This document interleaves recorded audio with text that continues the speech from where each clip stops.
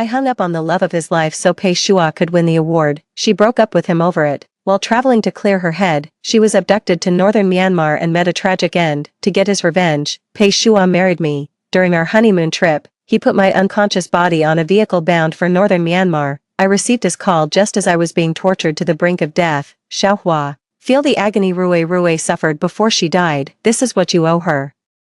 I closed my eyes amidst his words of pure hatred. When I awoke in my new life, it was right before we were about to go on stage for the competition, and Su Rue was calling. I handed it to him. It's Su Rue's. If you love each other that much, you two should just get married already. 1. In my 9th month in northern Myanmar, I finally couldn't take the torture anymore. I was dying. For the first 8 months, I survived by using my decent dance skills and alluring figure to submit to a gang leader.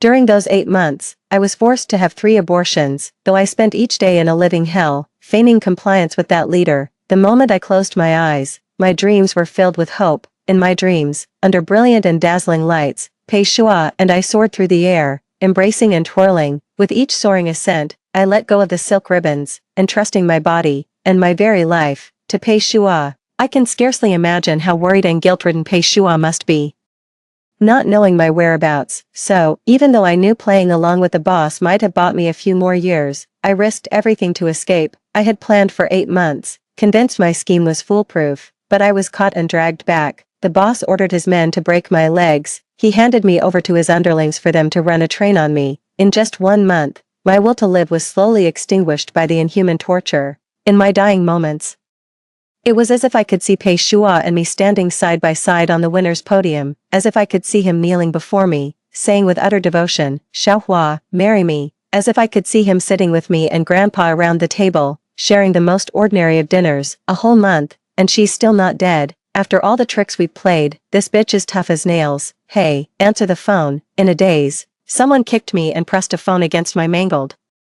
bloodied right ear. Xiaohua. In September, I, who had never shed a tear before, felt my tears suddenly spill over the moment I heard those 2 familiar words. It was Pei Shua, too, but my throat was already too ravaged to speak. I had regretted not being able to tell him not to worry about me anymore, to find a new partner, a good woman to spend his life with. I regretted not being able to ask him to take good care of his grandfather. Little did I expect to hear his voice, a venomous whisper of grim satisfaction. Xiaohua, you're going to feel every ounce of Rue's agony before she died. This is what you owe her. You even hung up on her desperate call for help. A heart as black as yours deserves a miserable death. Your grandfather is dead too. I told him the news of your death early. He was so distraught rushing to the police station to report it that he got hit by a car and died. Grandpa. The person I was still thinking of on my deathbed is the one who killed my only family. Pei Shua. How could he be so cruel? After hanging up the phone, someone laughed wildly and freely right by my ear, the sound sharp and piercing. Ha ha ha ha. Xiaohua, how does it feel to be betrayed and killed by the one you love? Now that is a satisfying revenge. A hand closed around my throat. The last flicker of my will to live was finally snuffed out. In the end, I died consumed by Pei Shua's hatred. 3.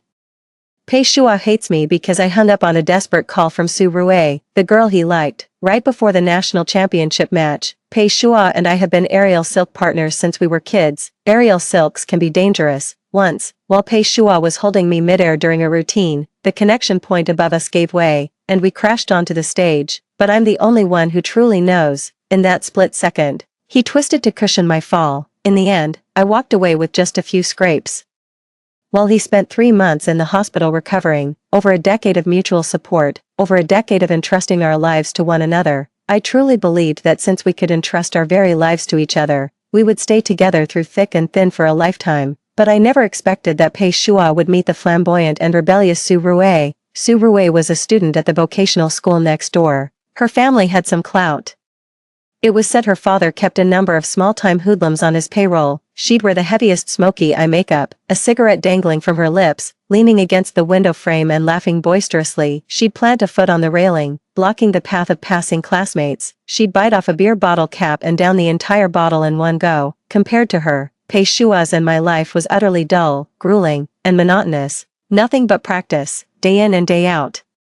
Even when the skin on his neck and palms was rubbed raw, he still didn't dare to stop. In the days leading up to the competition, Pei Shua was distracted by thoughts of going out to see her. He lost his grip on the silk ribbon and nearly had a serious accident. Instructor Fong gave him a severe dressing down. Just a few days prior, a senior male student had failed to hold on to a senior female student during a silk aerial routine. She fell, was taken to the hospital, but couldn't be saved and passed away. In my past life, I decisively hung up on Su Rui's call, afraid it would distract him, but honestly, there was another reason. I knew that if he answered, he would likely abandon the competition, which was only held once every 3 years. After all, Su Rui was calling for help. She would cry, "Help me," in a panicked voice over the phone, sobbing as she said, "Pei Shua, don't worry about me, I'm fine, focus on your competition, do your best to win first place. Don't let Xiaohua down." However, that distress call was a fake. The whole thing was a charade she orchestrated herself, a ploy to prove just how much Pei Shua cared for her. I know this because the day after Pei Shua's distracted mistake, Coach Fong made him put in an extra 2 hours of practice. Worried that Su Rui was angry, he asked me to give her the jade pendant his mother left him as a way to make it up to her. He wanted me to apologize to her on his behalf for being late. To my surprise, when I arrived, I happened to see her under the shade of a silk tree by her school's wall, with a boy's arm around her waist. I heard her scoff dismissively, "Pei Shua, what's the point of him? Besides having a decent build and an okay face, he's nothing but an obedient lapdog at my beck and call. Want a bet? I can make him drop out right before the national dance competition." Afterwards, she put on a theatrical performance, rehearsing the manipulative, victim-playing monologue she'd give after a hypothetical kidnapping. The guys around her were in stitches, laughing uncontrollably and repeatedly calling Pei Shua a total idiot. With the major competition just around the corner, I was afraid telling Pei Shua about this would throw off his game, so I kept it to myself. I deliberately borrowed his phone right before the match, claiming I needed to call my grandfather. This successfully cut off Su Rui's distress call. As soon as the performance ended, I handed the phone back to him and mentioned that Su Rui had tried to call before the competition. He took the phone and panicked instantly upon seeing a staggering 36 missed calls. As soon as the call connected, something he heard made his gaze toward me shift in an instant. Loathing, hatred, fury. He rushed out without a word, brushing past my shoulder so hard he nearly knocked me over. All the years of hard work Pei Shua and I put in weren't for nothing. We took second place in the competition, but when I stood on the podium, I was the only one left. That night, Pei Shua didn't return to school. I heard he searched for Su Rui the entire night. The next day, Su Rui appeared before him, completely unharmed. After a fierce argument, she left to travel alone. Pei Shua didn't show the slightest sign of anything being amiss, and carried on practicing with me as usual. I took a moment during our training to warn him, "Pei Shua, the people who kidnapped Su Rui were under her father's orders. She was just testing you. Su Rui lost her mother when she was young. She lacks a sense of security. She's just trying to make sure I love her." So, he already knew the truth. Back then, he hadn't been blinded by hatred. Instead, he comforted me. "When she gets back, I'll sit down and explain everything to her properly." Su Rui vanished without a trace for 3 months. On Pei Shua's 20th birthday, she called, over and over. She told him her employee ID was 995, hinting that she was being held against her will in northern Myanmar. Pei Shua reported it to the police. However, just as the police contacted their counterparts in Myanmar to plan a rescue, Pei Shua received another call from Su Rui. From the other end of the line came her pleas for mercy. A progression from heart-wrenching wails to a voice that gradually faded into silence. Finally, a man's voice came through the phone, saying, "Dead, already, couldn't even handle a little fun." From that moment on, I noticed that whenever I glanced back at Pei Shua, he would quickly avert his gaze. Back then, it never crossed my mind that his behavior was meant to conceal the hatred in his eyes. He resumed his training routine, even more diligently and intensely than before. He treated me better than ever, so much so, that it made me feel as if he and Su Rui were merely casual acquaintances. 2 years later, right after we won a competition and were holding the trophy, he proposed to me in front of the cameras and the entire audience. The engagement, the wedding, the honeymoon, everything went according to plan. It wasn't until our honeymoon trip, when he went to buy me some water, that a strangely scented handkerchief was pressed tightly over my mouth and nose.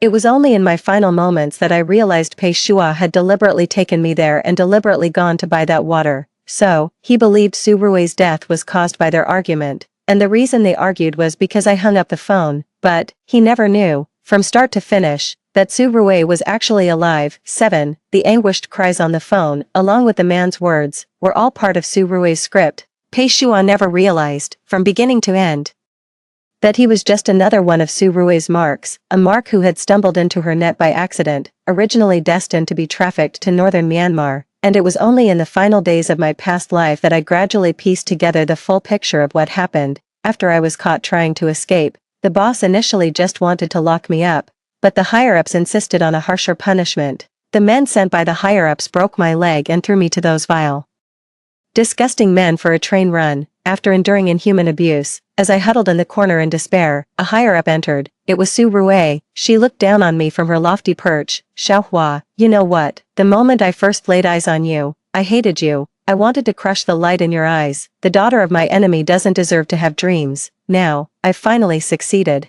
It was only on my deathbed that I learned Su Rui's true target was never Pei Shua. From the very beginning, she had it out for me. Her goal was always the same, to see me dead. 8. And that man, the one I pined for and couldn't forget even after a month of torment, became an accomplice to my murder, all because of his lovesick foolishness. Even the heavens must have taken pity on me, granting me this chance to start over. My eyes opened, my body still aching with a phantom, visceral pain. Xiaohua, it's time to go on stage. I'll be waiting for you backstage, Pei Shua said with a smile. Glancing back as he left the dressing room, this very scene had replayed in my dreams countless times over those 9 months. But now, a chill ran down my spine. I bit my lower lip, the sharp pain and metallic taste of blood in my mouth making me realize with a jolt. I had gone back to the day of the dance competition. Grandpa was still alive, I was still free, and there was still time to change everything. I had just finished tying up my hair and was about to head out when I heard Pei Shua's phone ring. My hand began to tremble uncontrollably. In my past life, at this very moment, I had hung up on Su Rui. Now that I've been given a second chance, I've decided to let Pei Shua have his way. Since he loves her so much he'd even commit a crime. A lovesick fool like that deserves to be stuck with her forever. I handed him the phone. Pei Shua, it's for you. He turned to look at me, his eyes holding an inscrutable, complicated light. In truth, I knew, back in our previous life, when he first tried to console me by saying he'd explain everything once Su Rui returned, he must have already considered this. Even if the phone were in his hand, he himself would have struggled to decide whether to answer it or not, because the phone rang just as the host on stage was reading the cue for our segment. Imagine the visual spectacle of aerial silk, a breathtaking fusion of dance, gymnastics, and acrobatics. It's almost showtime. It's Su Rui for you, I reminded him. On one hand, there was a call from the girl he liked. On the other, a once-in-a-lifetime chance for success, earned through over a decade of blood, sweat, and tears. This time, I won't interfere. I'll let him make his own decision. Yet, he hesitated, his gaze fixed on his phone. 9. My nose suddenly stung with the threat of tears. See, even if he were to choose for himself, he'd still consider this hard-won opportunity crucial. In that moment of hesitation, the harrowing images from his past life, 9 months of unrelenting darkness and abuse, flashed before his eyes once more. The heart-wrenching agony and the despair of being trapped in an abyss felt as vivid as ever. The phone rang with relentless persistence, and I reminded him once more. It's Su Rui. He finally steeled his resolve and, as he pressed the answer button, Rui, I'm on my way up. Before he could even utter the word field, Su Rui's piercing wail came through the phone. Pei Shua, don't worry about me. I'm fine. Focus on the competition. Aim for first place. Don't let Xiaohua down. It was exactly as she had rehearsed by the school wall that day. Next up, please enjoy soaring. Performed by Pei Shua and Xiaohua. As the host's cue ended, he bolted out. I'm sorry, Xiaohua, Rui is in danger. I watched his figure recede into the distance, watched him run headlong into real peril. I turned away and gripped the red silk, my grasp firm and desperate, as if I were clinging to all the hope I had in this lifetime. I took the stage alone. We couldn't execute any of the partnered aerial maneuvers, flips, spins, or hanging upside down. I had to rely on my basic dance training and improvise some personal moves on the silk ribbons. The outcome was predictable. I was unceremoniously eliminated. Ms. Fong was furious, demanding to know where Pei Shua had gone. She had just cheered us on backstage, only to come out to the audience and see me taking the stage alone. Has he gone off to find that little delinquent again? I didn't say a word. She understood immediately and cursed in exasperation. What a fool. That little delinquent is going to be the death of him sooner or later. 10. Just like in his previous life. Pei Shua returned early the next morning in this life as well. He looked utterly exhausted, his eyes bloodshot and dark circles shadowing the skin beneath them. He handed me his phone. Give Grandpa a call. For all these years, I've made it a habit to call Grandpa the day after any competition or performance to share the good news. Every single time I used Pei Shua's phone. You see, Grandpa was a simple man with a disability. Getting by at his age was a struggle. And supporting the two of us took everything he had. That's why I never had a cell phone, and I never once asked to buy one. Now, breaking a habit of many years, I said to Pei Shua, I already called, last night. Right after I got off stage, I went to the police station. After returning to school, I borrowed Teacher Feng's phone to make the call. The moment the call connected, I finally broke down into uncontrollable sobs. Teacher Feng, thinking I was crying because I felt wronged after competing alone and not winning a prize, hurriedly tried to explain the situation to Grandpa. Grandpa said, "Don't cry, sweetheart, you're the best." His voice held a trace of panic. "Grandpa, I miss you. Grandpa will come to see you tomorrow." 11. Now, stepping past Pei Shua, I saw the hunched figure sitting on a wooden cart outside the courtyard wall. Grandpa. My eyes stung and grew hot with unshed tears. In my past life, after hearing the false news of my death in northern Myanmar, Grandpa had frantically tried to reach the police station by propelling this wooden cart with his hands, only to be run over by a speeding car. I turned back to see the one responsible for it all still standing there, looking in my direction. I clenched my fists so tightly that my fingernails dug painfully into my palms. He truly deserves to die, for the sake of his pathetic love. Hating me wasn't enough. He had to drag my only family into this. The most infuriating part is that, from start to finish, he was nothing but a pawn for Su Rui to use against me. Actually, there was another reason I hung up on Su Rui in my past life. Her father, Su Jianhua, had once humiliated my grandfather. It was a perfectly ordinary summer night. Grandpa was sitting on his wooden cart by the roadside, selling balloons from his stall. That's when he received my call, telling him I was going to compete. Because he was hard of hearing in his old age, he spoke a little too loudly on the phone, and for that, Su Jianhua gave him a vicious beating. He straddled his grandfather's back, pinning the old man's head firmly against the concrete ground. Blow after blow, he struck him while hurling insults. There were many onlookers, but Su Jianhua was flanked by over a dozen thugs. No one dared to step forward and speak a word in my grandfather's defense. My somewhat simple, frail grandfather could only press himself against the ground, letting out one mournful cry after another. Help, help. 12. If a police auxiliary hadn't passed by that day and stopped Su Jianhua's assault, it's hard to imagine how badly my grandfather would have been beaten. It was only later, when I was being tortured to the brink of death in northern Myanmar, that I learned the truth from Su Rui. The reason Su Jianhua beat my grandfather was all because of me, she said.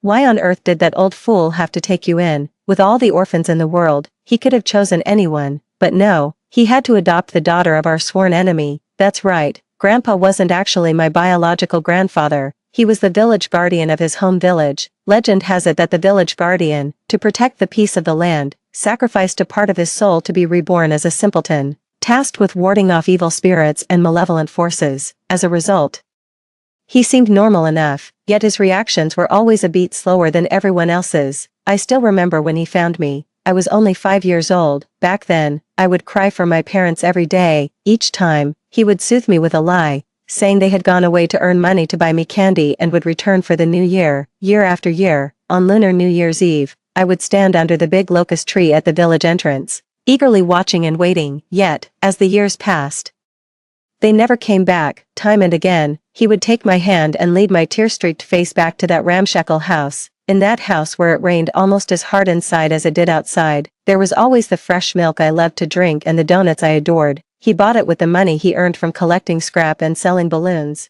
Every time I handed it to him, he would always say he didn't like it. As I grew older, I gradually came to understand that his dislike was not genuine.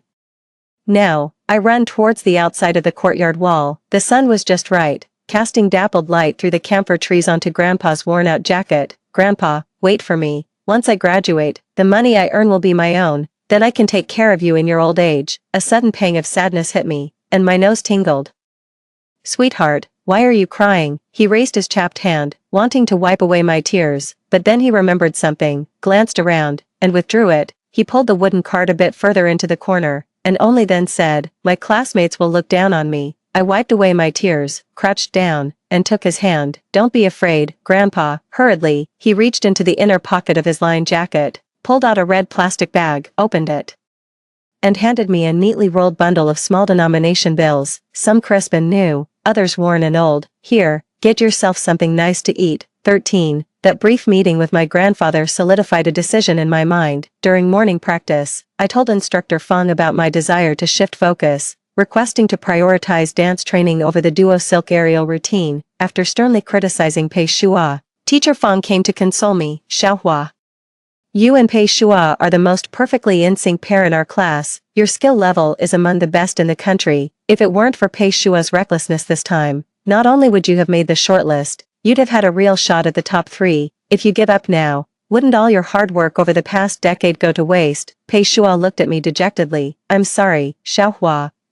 To be fair, his choice made some sense. If Su Rui really had been kidnapped, her life was undoubtedly more important than the competition, but the moment I remembered all his past misdeeds, how he disregarded our decade-long bond and ultimately had the heart to redirect his hatred onto a disabled and simple-minded old man, I wished I could pay him back in full, right then and there. I didn't accept Pei Shua's apology and insisted on going it alone. Teacher Fong suggested again that I should consider finding a different partner. Second senior brother Qin Lang quickly stepped up, grinning as he said to me, "Little junior sister, how about we team up? You see, your third senior sister is about to get married, and I'm just short of a partner myself." He and third sister were originally set to compete in the national championship. Unexpectedly, she discovered she was pregnant just before the event. Qin Lang didn't have enough time to find and train with a new partner, so he had to withdraw from the competition entirely. There were many pairs of partners in the class, but the duos of eldest brother Pei Shua and second brother Qin Lang had the most solid foundational skills. If I were to continue practicing aerial silk, Qin Lang would undoubtedly be the best choice. He has a slender build and is quite good-looking. Most importantly, his arm strength is every bit as formidable as Pei Shua's, but I still said no. Rather than betting all my hopes on the cooperation of 2 people, I'd rather rely entirely on myself.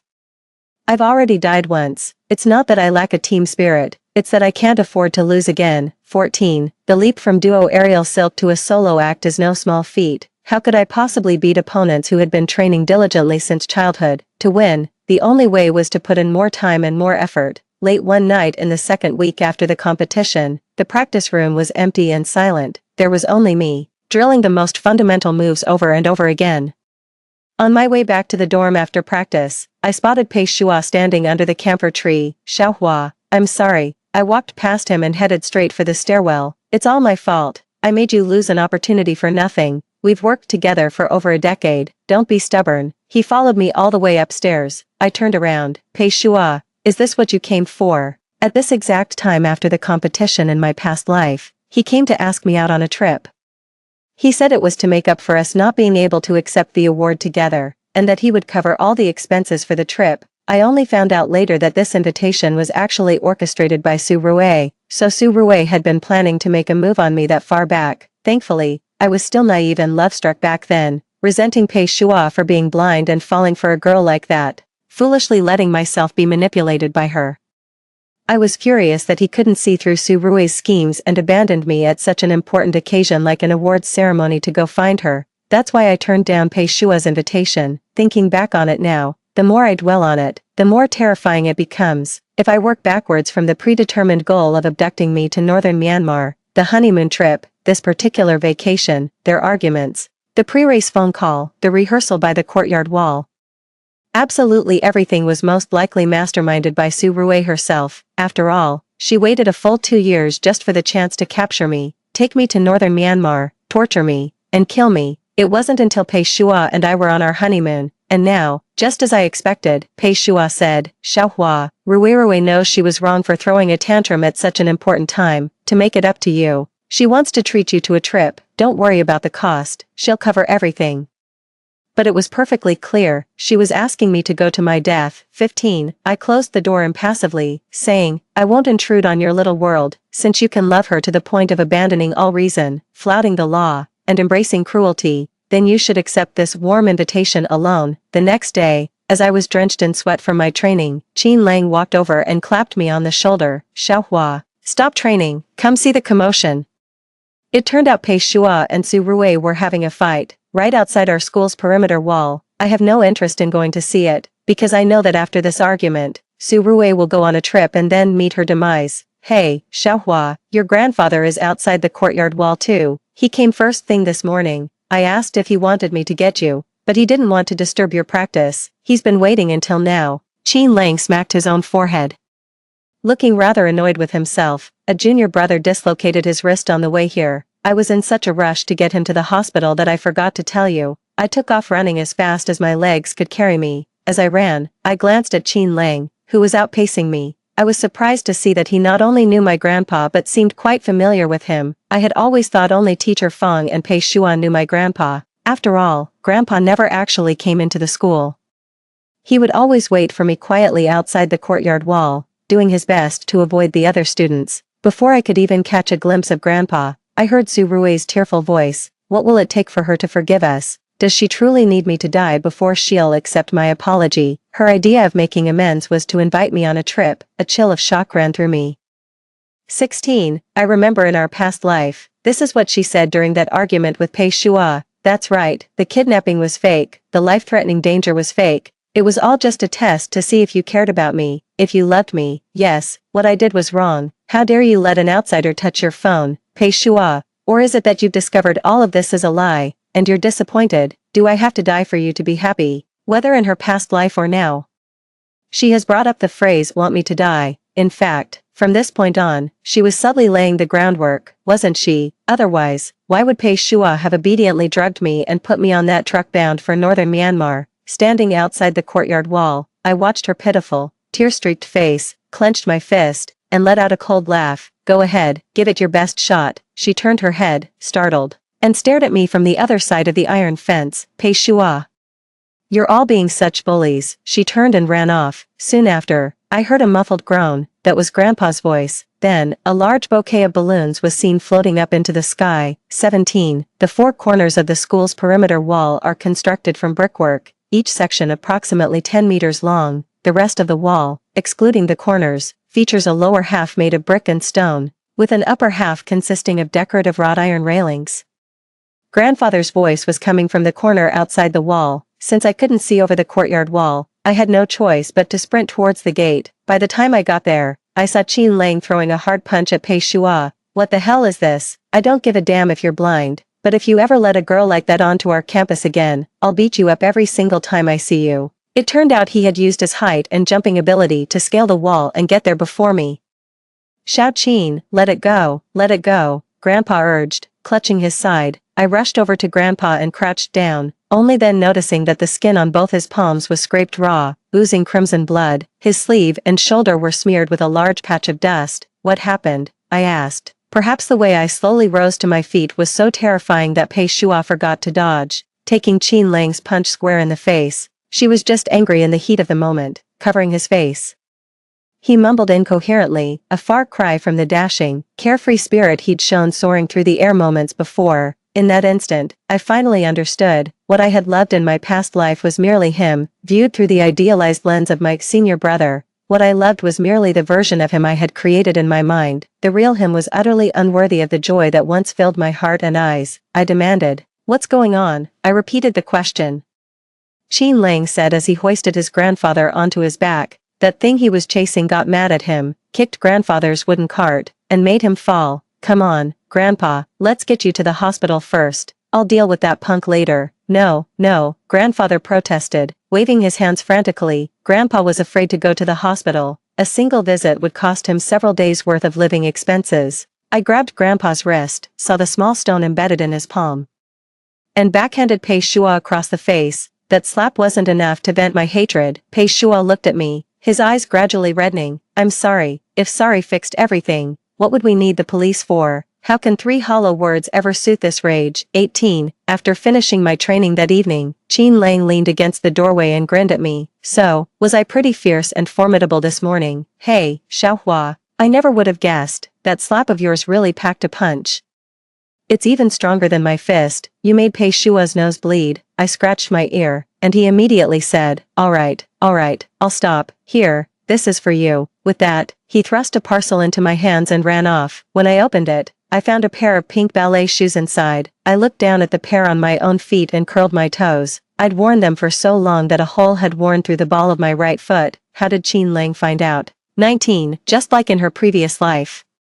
Su Rui went on a solo trip to clear her head after the argument. This time, however, I paid closer attention to Pei Shua's reaction than I had in my past life. I noticed Pei Shua often seemed distracted while getting used to his new partner. Late on the third night of Su Rui's trip, I ran into Pei Shua on my way back to the dorm. He was on the phone under the shadow of a tree and didn't see me. He sounded deeply concerned. "What are you doing out here alone so late? You don't know your way around." "I'm sorry, okay, please, I wasn't yelling at you. I was just so worried." My voice got a little loud. "She didn't really mean for you to die. How am I taking her side? I was wrong. I shouldn't have let her get away with saying, 'Go ahead and die,' without stopping her. Let's go back to the hotel, please." "Yes, yes, she is vicious." Shrouded in shadow, he seemed trapped beneath the silhouette of some malevolent entity. It suddenly dawned on me that Su Rui's phone call was also laying the groundwork for Pei Shua's future hatred of me. It's a pity I never heard it in my past life. Once you start paying deliberate attention to something, you begin to notice details that would normally escape you. The next day, at the same time and place, I spotted Pei Shua on the phone again. He was noticeably more agitated than the day before. "Someone's following you, Rui, don't scare me like that." "Yes, I was wrong. I'm sorry. If Xiaohua and I had come out to be with you, you wouldn't have been scared." "Rui, send me your address. I'll come find you first thing tomorrow morning." "You're right. She shouldn't hold a grudge against you. That's just being petty." So this was how Su Rui, time and again, whispered the winds of hatred into Pei Shua's ear. The gradual accumulation reached a tipping point, and her disappearance triggered the qualitative change. Finally, with her death as the catalyst, that wind was finally planted in Pei Shua's heart. It took root as a seed, slowly germinating and growing into a sinister, venomous vine. 20. Late into the night on the third day, Pei Shua was still on the phone at the usual spot. He hadn't been able to go and keep Su Rui company, because Su Rui was still in a bit of a sulk and hadn't sent him the address. That day, his anxiety had turned to fear. "Rui, where are you? Rui, don't you dare hurt her. I'll give you anything you want." Hello.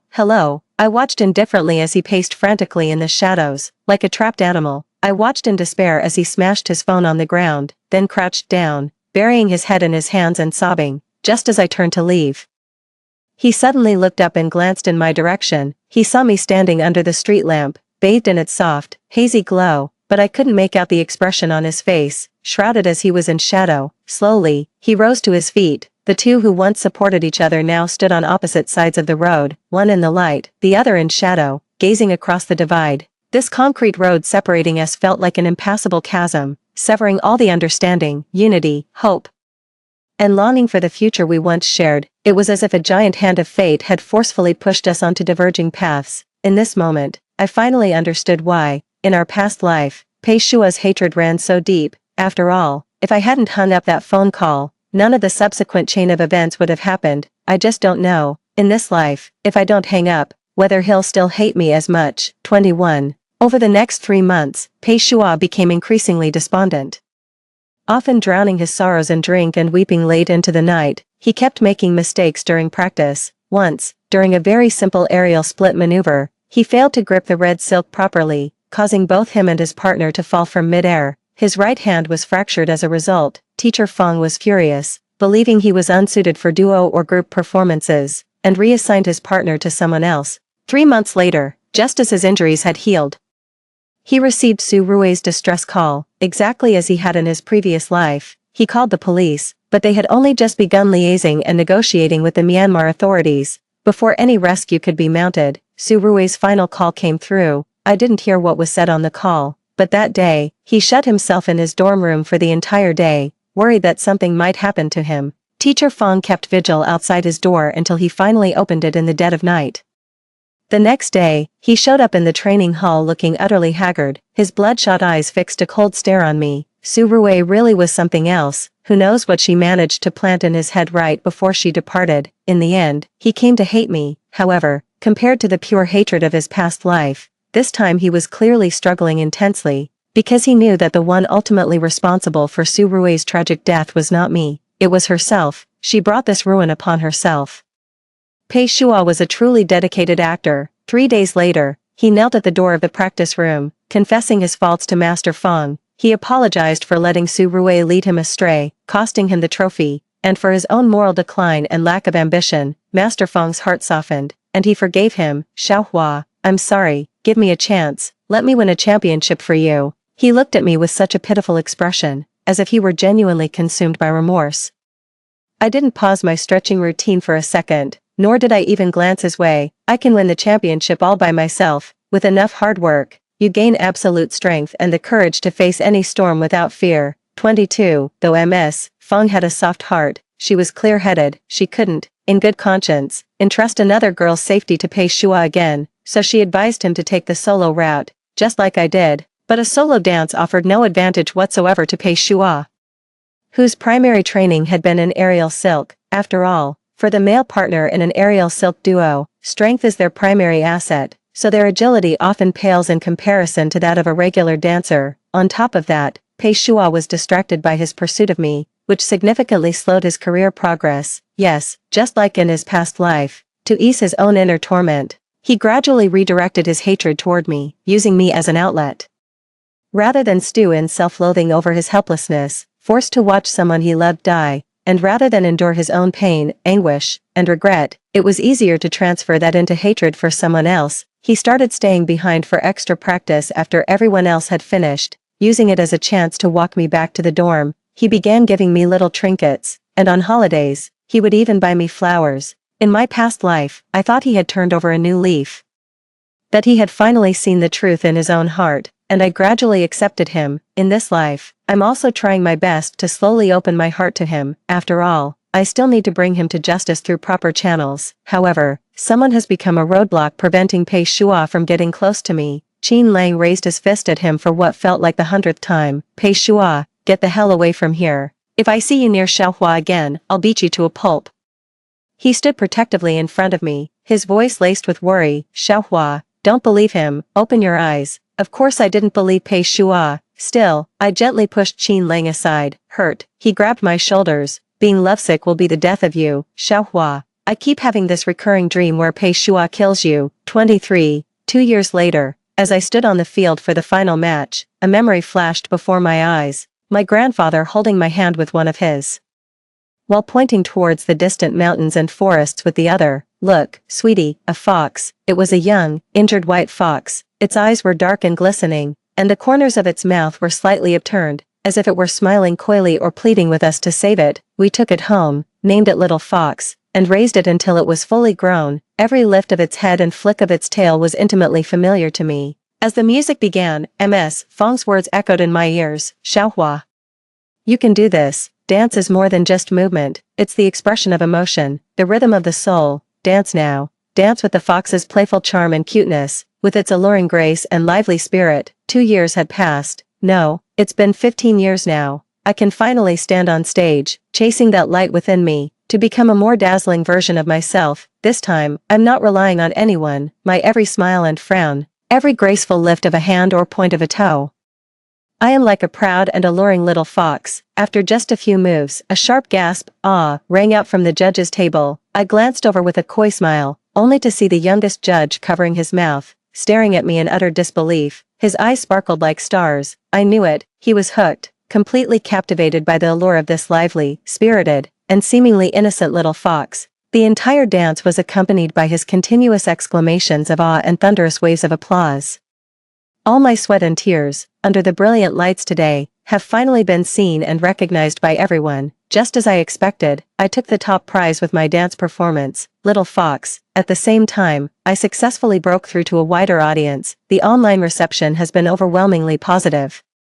Netizens were amazed by my innate allure, captivated by my enchanting charm, and even more astonished by how I could appear so utterly sensual while being so completely covered up. 24. As I took my final bow, my gaze found Pei Shua in the audience. He was staring at me, lost in thought, his mind a mystery. Is it regret, or is it resentment? We started from the same place, yet we ended up in completely different positions. For the past 2 years, consumed by hatred and a mind warped by bitterness, he abandoned his dream and made no progress in his dance, and I became the person he once aspired to be. As I walked off stage, he came forward, knelt before me with a bouquet of flowers, and proposed. I looked up ahead and saw Qin Lang standing not far behind him, his eyes red-rimmed as he watched me. I took the bouquet from Pei Shua's hands and looked down at him. Pei Shua, do you really love me? He gave a solemn, deliberate nod. I smiled, smiling at his self-deception. Well, before we get engaged, let's go on a trip. 25. I set the departure date for the exact same day as in my past life, May 20th.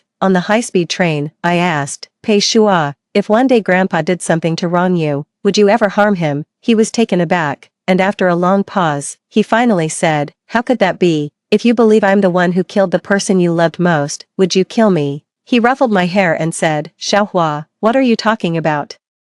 Why are you acting so strange today? Aren't you the one I love most? From now on, I forbid you to talk about life and death like that. In a past life, those words might have moved me to tears, but now, hearing them just makes me sick. Over the past 2 years, he's gone bad. After Su Rui died, he got in touch with the gang of hoodlums who used to follow her. Lured by money, he gradually started getting involved in their business. I was his ticket into the gang, and a successful first step on his path of crime. Now I finally understand. Pei Shua sent me to northern Myanmar not just to avenge Su Rui. I suspect greed was the greater motive. He did it for himself. The next day, we arrived at the place where I was drugged in my past life. Pei Shua licked his parched lips. Xiaohua, I forgot to bring water this morning. Wait here for a moment. I'll go buy a couple of bottles up ahead.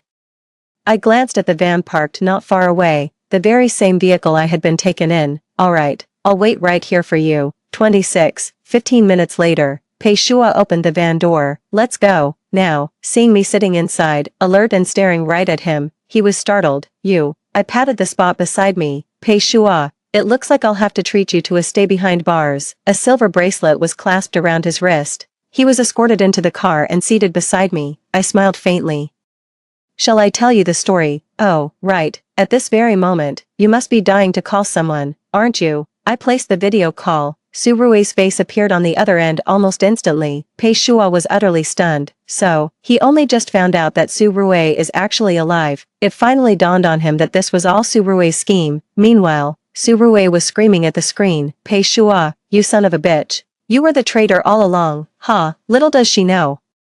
The traitor is none other than herself. 27. In my past life, she had far too much to say right before I died. In that past life, she yanked my hair and viciously poured out all her hatred for me. She said it was my parents, the police officers, who were responsible for her mother's death. She said how could the daughter of a murderer have any light in her eyes? How could she still dare to dream? She said I deserved to live like a rat in the gutter, so she went out of her way to get close to me.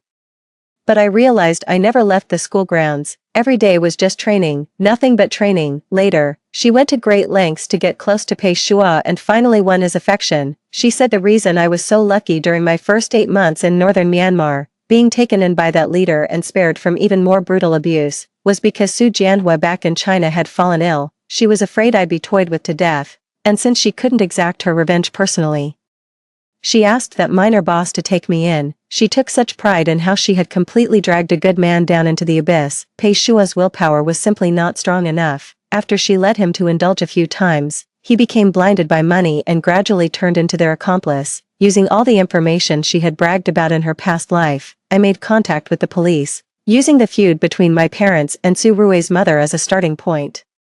I tipped them off about what was going to happen on May 21st. The police have a keen sense of smell. They quickly located Su Jianhua's hospital address and arrested both him and his daughter. Simultaneously, they split into 2 teams to apprehend Pei Shua and his accomplices. Almost at the same time, Pei Shua and Su Rui were arrested in different cities. Well, they're well and truly stuck now. It's true what they say. Villains are undone by their own gloating. 28.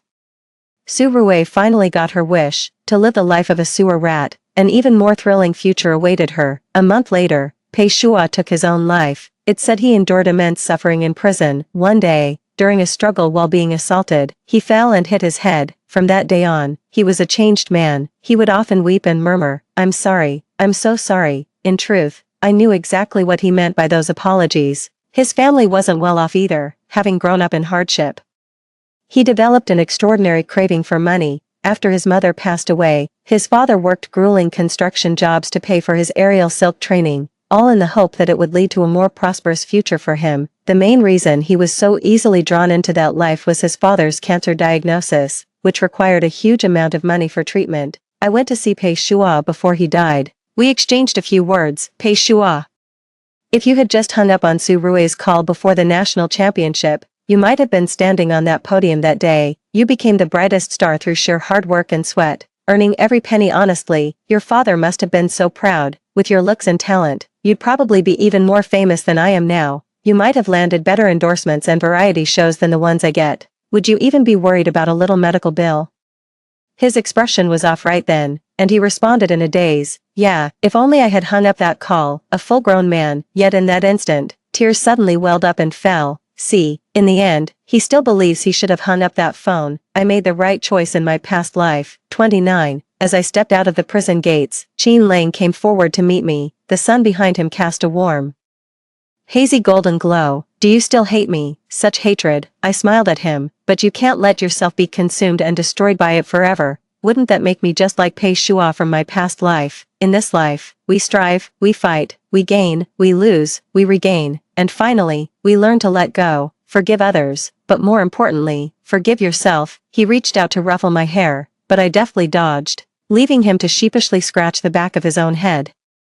What's with the sudden enlightenment? That's quite profound. He gestured toward his grandfather sitting in the car. Grandpa and I have talked it over. If you agree, we can have both families meet and set an early wedding date. I don't agree. I raised a hand to shield my eyes, tilting my head back to squint at the brilliant blue sky. I'm barely in my 20s. I can't waste this precious time. I have bigger dreams to chase. Why would I want to be tied down by marriage, however?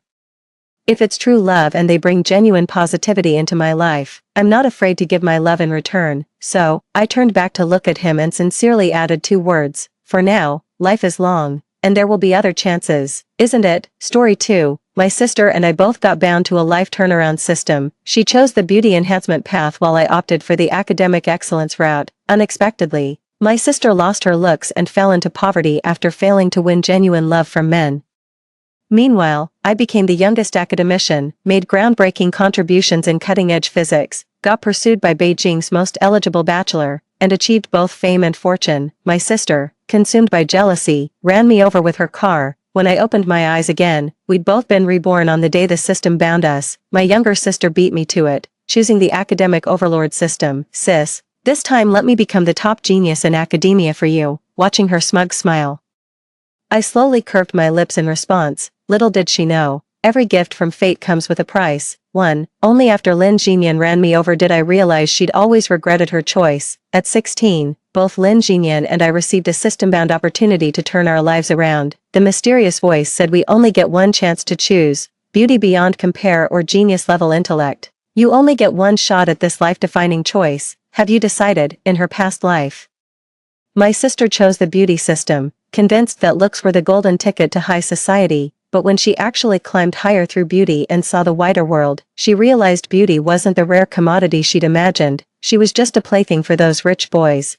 never receiving their genuine love. They were infatuated with her beauty, but it was nothing more than fleeting pleasure. In the end, my sister lost all her charm without true love.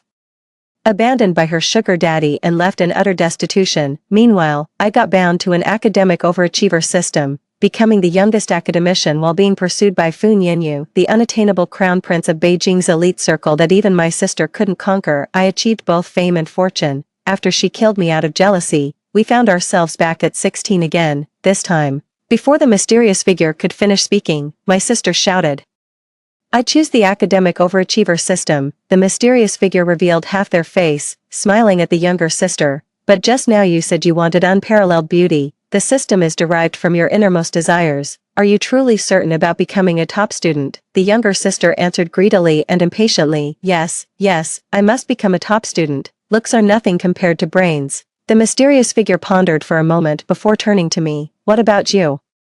Seeing the stranger actually seeking my opinion, my younger sister suddenly rushed forward and snatched the colorful orb from their right hand. The glowing orb merged with her upon contact. Her sister's eyes sparkled with ecstasy. Perfect. This time, the fame, fortune, and chance to be pursued by Fu Yanyu will all be mine. The mysterious figure remained motionless, only his smile growing gentler. You can only bind with the beauty counterattack system now.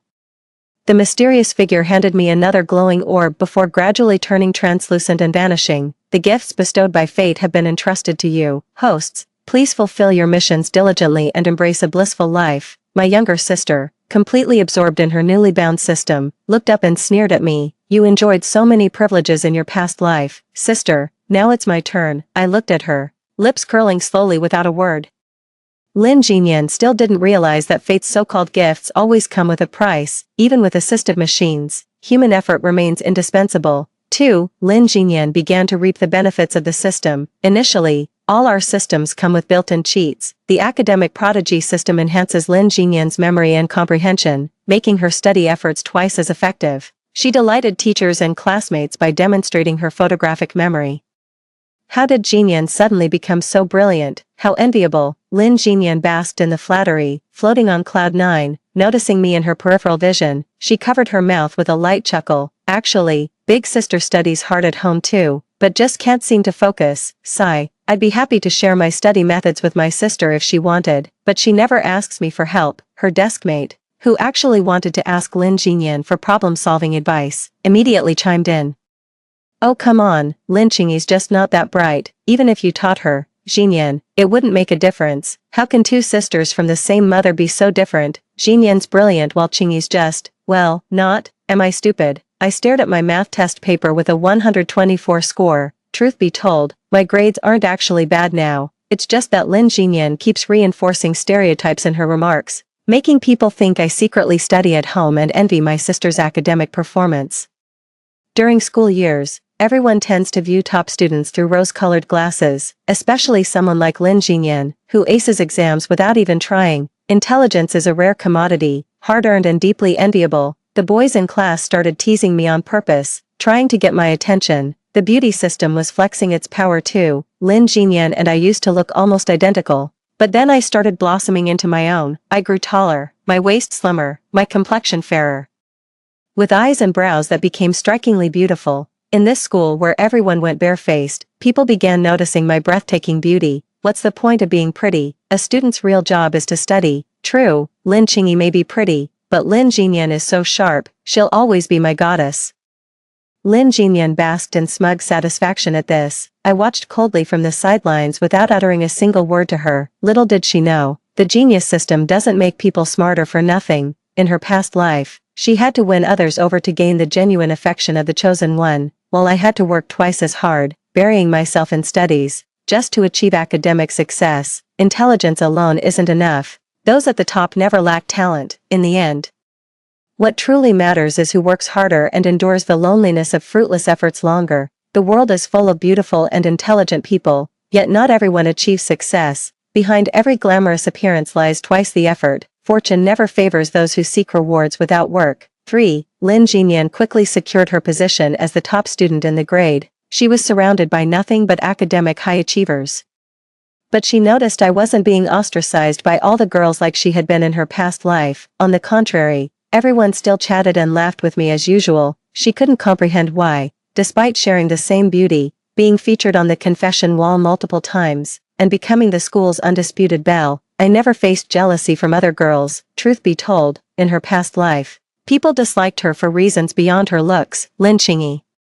I'm taking you to karaoke after school. Yuan, Su Lang, the notorious bully from the next class, was loitering at our doorway again. Su Lang came from a wealthy family with powerful connections. His father had ties to both legal and underground circles, owning the largest entertainment complex in town. With that kind of influence, even teachers tread carefully around Su Lang. In their past life, Su Lang had pursued Lin Jinyan with the same fiery intensity. Back then, Lin Jinyan loved the spotlight, often riding pillion on Su Lang's motorcycle for all to see. Like some spoiled heroine from a teen novel, she skipped class every day while others studied hard, bullying classmates by riding on Su Lang's coattails. So despite her breathtaking beauty, plenty of people still couldn't stand her. But I didn't follow in her footsteps. Su Lang loomed over me, palms planted on my desk as he stared down with arrogant superiority. He's handsome, generous with money, and has tons of admirers, but has a terrible temper. So are you coming or not? Give me an answer. I shook my head. Not going. I'm heading home today. This was the 4th time I'd turned Su Lang down. He was visibly impatient, his eyes flashing with irritation,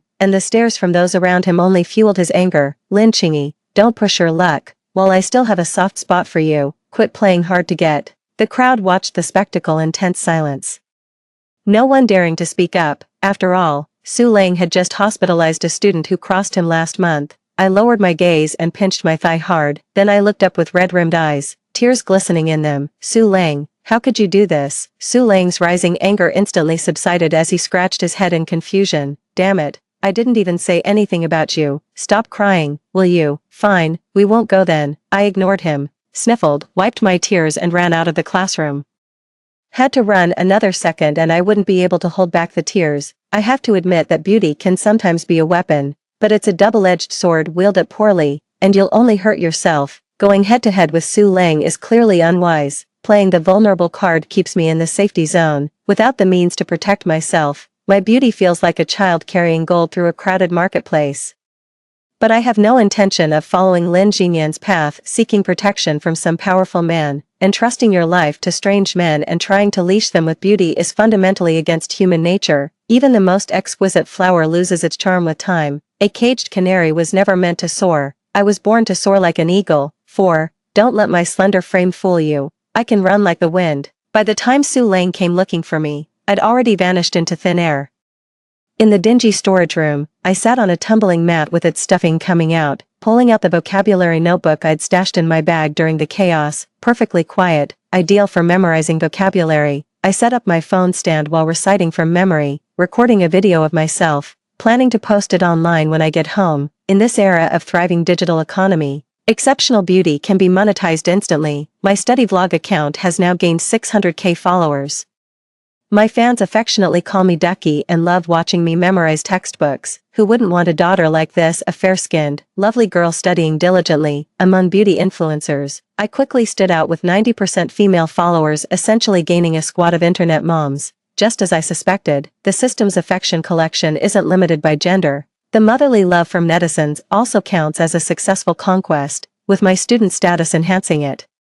The system-granted beauty no longer feels intimidating. Sometimes when I look in the mirror, I'm amazed by how extraordinary my face is. My inbox was flooded with messages from talent scouts, all insisting I should shine in the entertainment industry and become a star. In her past life, Lin Jinyan briefly entered showbiz, but her career was fleeting. She was quickly tucked away by admirers. After losing her looks, gossip accounts still frequently posted her before and after photos, lamenting how time had ravaged her beauty. Ravaged my foot. She was only 32. I'm no genius in this life, just an average intellect. The cutthroat academic world clearly isn't for me, but I'm not planning to debut this early either. With enough effort, even ordinary people can get into top universities. In the digital economy, I can monetize my looks almost instantly. Relying on looks isn't a sustainable strategy. While my account was thriving, Lin Jinyan's academic performance began fluctuating. She snapped at the system. Aren't I supposed to be a top student? Why am I stuck on this problem? The system replied in a flat mechanical tone. I can only provide intelligence. The host must acquire knowledge independently. Lin Jinyan was never one to sit still. She'd rather die than hit the books, but after placing second in her grade yet again,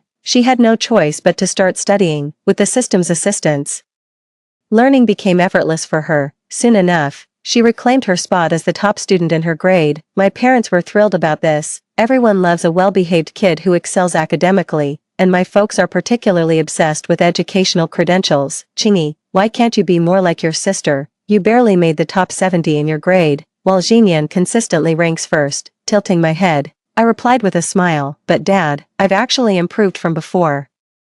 My homeroom teacher said my grades are good enough to get into a decent university. My mother frowned. Even in our past life, she never liked Lin Jinyan, especially as the girl grew more beautiful. She always thought there was something shady about her. This time around, that suspicion fell on me instead. I heard you've been hanging around with some questionable men, Lin Chingy. Don't you dare embarrass our family in public. Lin Jinyan watched me with malicious glee. After our parents finished venting their anger, she approached with a smug smile, pulling me to the mirror. Sister, what good is beauty now? This time, I'm the one our parents truly love. I looked at her and sighed inwardly. Why am I still obsessing over these things even in this second life? The truth is, neither of our parents truly loved us. They only favored children who could bring benefits to the family. In my past life, after I became a renowned scientist, my parents turned into role models among relatives and friends, constantly dragging me out of the lab to show me off for appearance's sake. Not everyone is fortunate enough to have parents who love their children unconditionally. Sometimes, parental love comes with strings attached, but that's alright. life is about embracing imperfections. Lin Jinyan told her parents about Su Lang pursuing me. Lately my mom's been watching me like a hawk. She's terrified I'll do something to disgrace the family. To the point of wanting to lock me up at home. Don't you dare stoop to such disgraceful behavior. A man's got his whole life ahead of him. If you get into trouble, don't expect me to bail you out. Back in the day, any woman fooling around with men would have been drowned in a pig cage. My mother's shrill voice echoed in my ears. I dismissed her as some ridiculous side character from a trashy novel. But today, I didn't head straight home. Su Lang intercepted me at the school gate. Lin Qingyi. Your sister told me everything. You look down on me, don't you? Lin Jinyan knew Su Lang all too well, a muscle-bound simpleton with a short fuse and an oversized ego. When Su Lang realized my repeated rejection stemmed from contempt, he stormed over to confront me. He dragged me away from the school gate, his face twisted in anger as he demanded an explanation, looking down on me. Are you? I've got plenty of ways to deal with you. I looked helplessly at Su Lang and let out a soft sigh. Same old tricks. Are you going to bully me along with Lin Jinyan too? Teenage boys are easy to manipulate, even someone as morally bankrupt as Su Lang. Picking unnecessary fights without guaranteed victory is downright stupid. I've got too much to live for to go down with trash like you. Who's bullying you? I covered my face and started sobbing, refusing to answer no matter how Su Lang pressed me. In the deserted equipment room, only my muffled weeping echoed, the sound drilling into Su Lang's skull. Lin Jinyan dragged Fu Nianyu toward the equipment room under the pretense of discussing homework. Su Lang was the type to lose all restraint when angry. Taking Lin Qingyi away today would surely end badly for her. She didn't just call Fu Nianyu, but also rallied other classmates and even preemptively phoned their parents, saying her sister had run off with troublemakers and couldn't be stopped. The whole group marched toward the equipment room in a boisterous procession. Lin Jinyan walked with a spring in her step, her face lit up with a radiant smile, as if she could already picture Lin Qingyi's reputation crumbling before her eyes. Fu Nianyu trailed behind her impatiently. Why must we do problems in the equipment room? Lin Jinyan murmured softly. I think the equipment room has better ambience. Seeing a few classmates nearby, Fu Nianyu decided not to say anything more. As Lin Qingyi pulled open the lounge door, she spotted her parents hurrying over from a distance. Without even properly seeing what was happening inside, she screamed the moment the door opened, "Mom, don't come over. I can't believe my sister would do something this shameful." My parents immediately cursed our family's misfortune upon hearing this, pushing past the stunned classmates to step forward, then froze in the doorway. Mr. Su, what are you doing here? 6. Inside the equipment room. It wasn't the scene of me and Su Lang in a physical altercation that Lin Jinyan had imagined, because there's actually a third person here, Su Lang's elder sister, Teacher Su Huan. A table stood in the spacious room where Su Lang and I sat on opposite sides, while Teacher Su Huan held an exam paper, explaining key test points. The sight of so many people gathered at the doorway made her freeze momentarily. What brings you all here? Are these parents? What's the matter? The atmosphere instantly became extremely awkward. All the classmates who came with Lin Jinyan heard what she just said. The scene inside the room was clearly nothing to be ashamed of. My parents' curses got stuck mid-sentence, leaving my dad choking so hard he nearly rolled his eyes.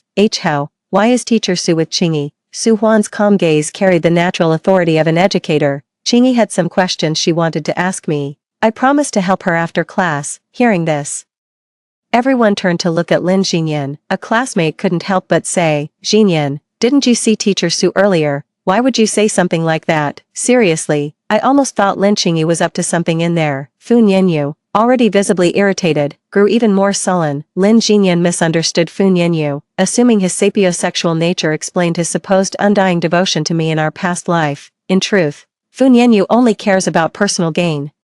His passionate pursuit of me in our past life wasn't just out of affection, it was primarily because of the high-profile project I was leading. The groundbreaking research from this world-class team could generate millions in profits. Securing this collaboration would elevate the Fu family's status significantly. Someone of Fu Nianyu's social standing would never entertain naive romantic notions, though still young. This reincarnated Fu Nianyu clearly retains the same calculating mindset from his previous life. A few words were all it took for him to understand why Lin Jinyan had summoned him. Lin Jinyan, I didn't come here to watch some catfight between your little sisters. Nianyu. Lin Jinyan called Fu Nianyu's name plaintively, but her coquettish glance was wasted on blind eyes. Honestly, I had no idea my sister was here. My eyes must have been playing tricks on me. I only saw Su Lang and my sister together. and I thought she was. She deliberately paused, speaking with suggestive ambiguity. After all, everyone knows Su Lang's been pursuing my sister. At the word pursuing, my mother's face contorted. If teacher Su hadn't been present, she probably would have started scolding me right then. In her eyes, any conflict between men and women can be blamed on the woman's impropriety. Physically present, mentally stuck in the Qing dynasty, my mother somehow slipped through the cracks of China's reform era. If given the chance, I'd recommend exhibiting her at the Capitol Museum. She'd make a perfect living exhibit of late Qing commoners' mentality. My mother remained silent, but Su Lang spoke up. He might be a jerk, but he's not completely brainless. It suddenly dawned on him that Lin Jinyan had been using him. Cut the crap, Lin Jinyan. Wasn't it you who told me to come find Lin Qingyi here today? Su Lang sneered coldly. So this is your little trap for us. You think I'm as despicable as you? Such foul schemes for someone so young. Let me make this clear, Lin Qingyi and I share nothing but pure academic camaraderie. We came here today solely to study with my sister. Studying, got that? Are your tear ducts plumbed to your bladder? Seeing everyone through piss-colored lenses, a filthy mind sees filth everywhere. Unable to bear the judgmental stares after Su Lang's brutal verbal assault, Lin Jinyan covered her face and fled in tears. My mother shot me a glare before rushing after her in concern. Only after Su Lang finished did Su Huan interject apologetically. Please don't take it to heart, Mrs. Lin. My brother's just a rebellious teen who speaks without thinking. With a meaningful glance, she signaled Su Lang to apologize. Su Lang snorted defiantly. Sorry, uncle, I just call it like I see it.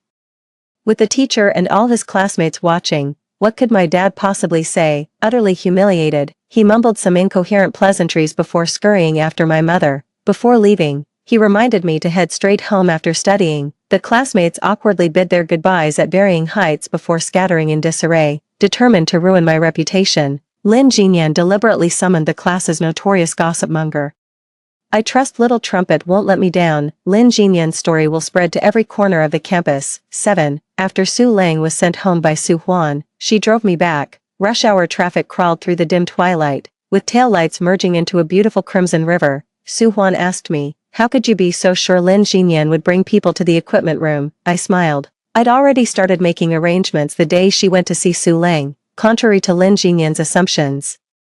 While I often rejected Su Lang publicly, we maintained casual private contact. Like managing a client, I'd occasionally exchange ambiguous messages with him. That's how I easily extracted the time of Lin Jinyan's meeting with Su Lang. Judging by Su Lang's response patterns, I suspected Lin Jinyan was trying to set me up today. Knowing Lin Jinyan as I do, her only play would be exposing my puppy love with Su Lang in front of everyone, making our parents lose faith in me.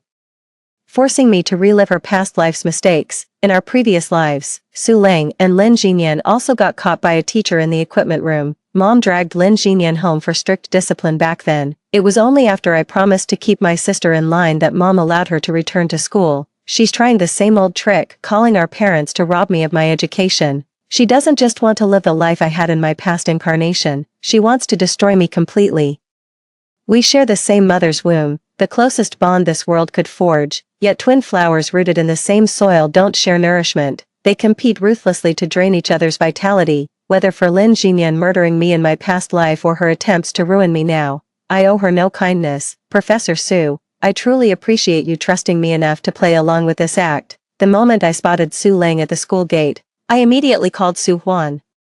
Which is why she arrived at the equipment room so quickly. Just as I was fake crying in front of Su Lang in the equipment room, Su Huan burst through the door with exam papers in hand, beating him to the punch. Su Huan focused on driving, her porcelain profile framed by rimless glasses that accentuated her piercing gaze, a perfect blend of feminine wisdom and composure. This is no trouble at all. As partners, I'm happy to do you this small favor. To be honest, this is also a test of sorts. Su Huan calmly analyzed his thoughts. You claim you can help me secure the Su family inheritance, but I need proof of your capabilities. Empty promises won't cut it. I know my brother all too well. He's all brawn and no brains, charging through life like a bull in a china shop, not the sharpest tool in the shed, nor particularly talented, but fate smiled on him by making him the only male heir to our family fortune. Ruining him would be child's play. The real challenge is doing it without my parents catching on. Still, you've handled it beautifully. I'm quite pleased. Pleasure doing business. Yes, Su Huan and I are business partners. After graduating from a top-tier business program at a prestigious international university, Su Huan was forced by her family to teach high school upon returning home. while also being required to spend 3 days weekly meeting potential suitors from similar social circles to arrange a strategic marriage. Despite these constraints, Su Huan from that lifetime still carved her own path through sheer determination, eventually becoming the head of the Su family, though she doesn't remember. We were once comrades who trusted each other with our lives. Different paths may lead to the same destination when you use the right approach. Sometimes I think life is like a card game, we're all dealt different hands. And the key to winning lies in how we strategically play our limited cards. Whether it's the beauty system or the academic system, both can leverage existing resources to achieve ultimate goals. What truly matters isn't the system or cheat codes, it's me. 8. Lin Jinyan's eyes were red and puffy at home. Clearly, she'd been crying for a long time. My parents wore stern expressions, yet couldn't bring themselves to scold me. Chingy, you're not a child anymore. You should maintain proper boundaries with male classmates. Hanging around with troublemakers like Su Lang will ruin your reputation, my mother pleaded earnestly, trying to steer me back to what she considered the right path. Of course I wouldn't argue with her pointlessly. You're absolutely right, Mom. I don't really want to get too close to Su Lang either. But whenever teacher Su Huan gave me private tutoring, she always brought Su Lang along. You know, she's the best teacher at our school. Most students can't even get on her waiting list for extra lessons. My mother frowned, her tone softening since I was telling the truth. Your teacher should know better, especially with how Su Lang behaves. I sighed. After all, Su Lang is her own younger brother. My father chimed in. Absolutely, it's only natural for an elder sister to look after her younger brother. I smiled without saying a word. My father was speaking from the heart. He spent his whole life feeling ashamed for not having a son. In this twisted household, it's no surprise that Lin Jinyan and I have such a superficial bond, but at least I never meant her harm. I turned to meet Lin Jinyan's gaze, our shared secret passing silently between us. After our parents retreated to their bedroom, Lin Jinyan glared at me with red-rimmed eyes and hissed, Lin Chingy, dodging the bullet this time won't save you. I'll become the youngest academician, the final victory will be mine. I nodded with a smile and asked softly, Chinan, am I beautiful? She scoffed, you haven't even won Su Lang over yet, you're behind where I was in my previous life. What good is beauty? The day your conquest fails, you'll lose everything. Lin Chingy shot me an icy glance, carrying a malice and anticipation she herself hadn't noticed. Pity she's doomed to be disappointed in me. My video channel thrived, with fans showing genuine love, my progress far outpacing Lin Jinyan's previous life. Ironically, she kept slacking off in her studies, aced every exam as the top student, yet made zero actual progress. Activating the straight-A student system isn't something you can just wing and succeed at. The system's feedback was just too subtle for Lin Jinyan to perceive. 9. After the equipment room incident, Lin Jinyan's school life took a noticeable downturn.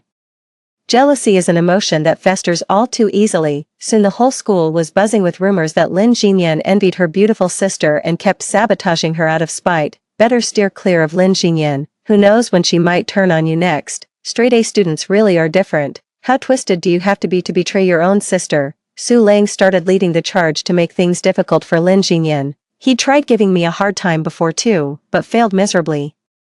After all, critical thinking was never his strong suit, but bullying Lin Jinyan, that came naturally to him. I occasionally warned Su Lang not to cross the line, though just for show. Of course, truth is, I'm subtly undermining Lin Jinyan behind the scenes. I did the same thing as Lin Jinyan, and there's no shame in that. The only difference, she failed where I succeeded. During lunch break, Su Lang came jogging over with a trendy bubble tea for me.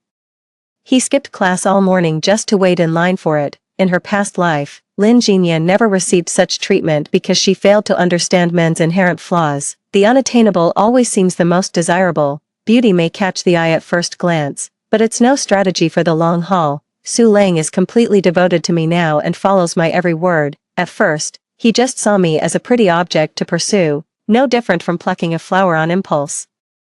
Only after investing more time and going through our push-and-pull dynamic did he fall deeper into obsession with me. Thanks, Su Lang, but you really shouldn't skip classes so often. Su Lang shrugged it off. No big deal, whether I study or not makes no difference. I just can't get the hang of it anyway. He was surprisingly candid about it. Stirring my straw, I asked him earnestly, if you don't like studying, what do you enjoy doing then? Su Lang paused for a moment before murmuring, actually, I just really enjoy gaming. After speaking, he looked at me with slight apprehension, probably worried I'd call him irresponsible, but I nodded earnestly and said, that's perfectly fine too. It's good to have something you love doing. You're genuinely skilled at games. My account racks up win streaks whenever you play casually. My cousin still hopes she'll carry him again sometime. Su Lang is so easy to please. Just compliment his gaming skills and he'll be over the moon. Hee hee.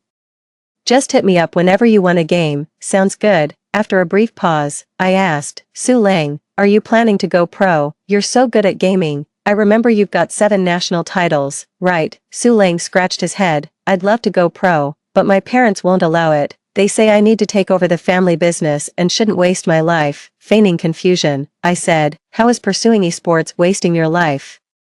Doing what you love and creating value, that's what makes life meaningful. Su Lang was visibly moved. Chingy, do you really think going pro is a good path? Absolutely, mastering anything to perfection is worthwhile. What's wrong with chasing your dreams? If not now, then when? Wait until we're in our 30s or 40s with regrets. Su Lang looked dazed, as if hearing for the first time that pursuing gaming dreams wasn't something to be ashamed of. I didn't interrupt his train of thought.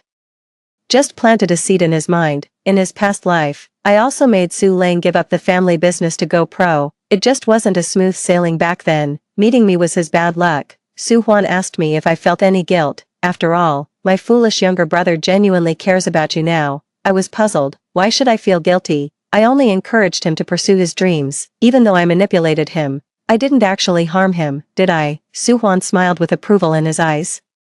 You've certainly thought this through. Of course I've thought it through. There's no shame in using men to achieve your goals. The real shame lies in being used by them and losing everything. In the cutthroat world of fame and fortune, beauty is just another resource to leverage. I hinted to Su Lang about going pro. Once Su Huan takes over the Su family, I'll secure a stake in the business. 10.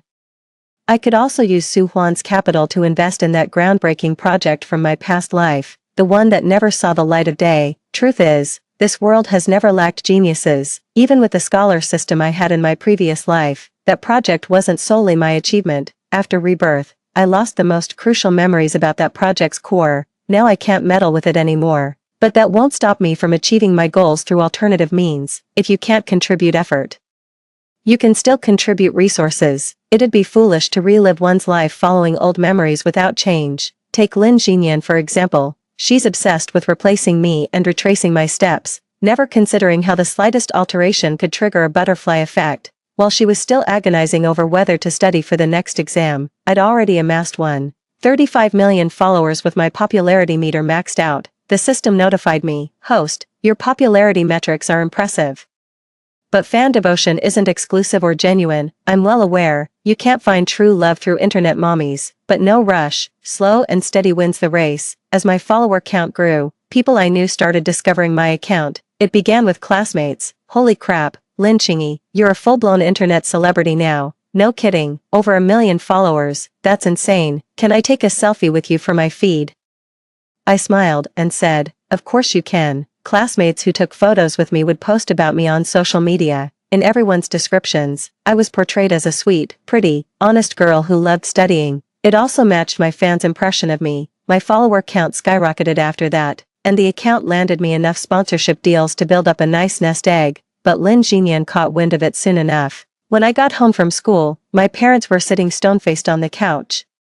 Lin Jinyan sat to the side, watching me with barely concealed glee. Lin Chingy, my mother snapped first. Do you even realize a student's priority is studying? Who gave you permission to flaunt yourself online? Delete that account of yours right now. Lin Jinyan whispered from the side. Mom, don't be too hard on sis. She's just trying alternative ways because her grades aren't good, right? Being an influencer isn't bad. My sister could support herself without going to college.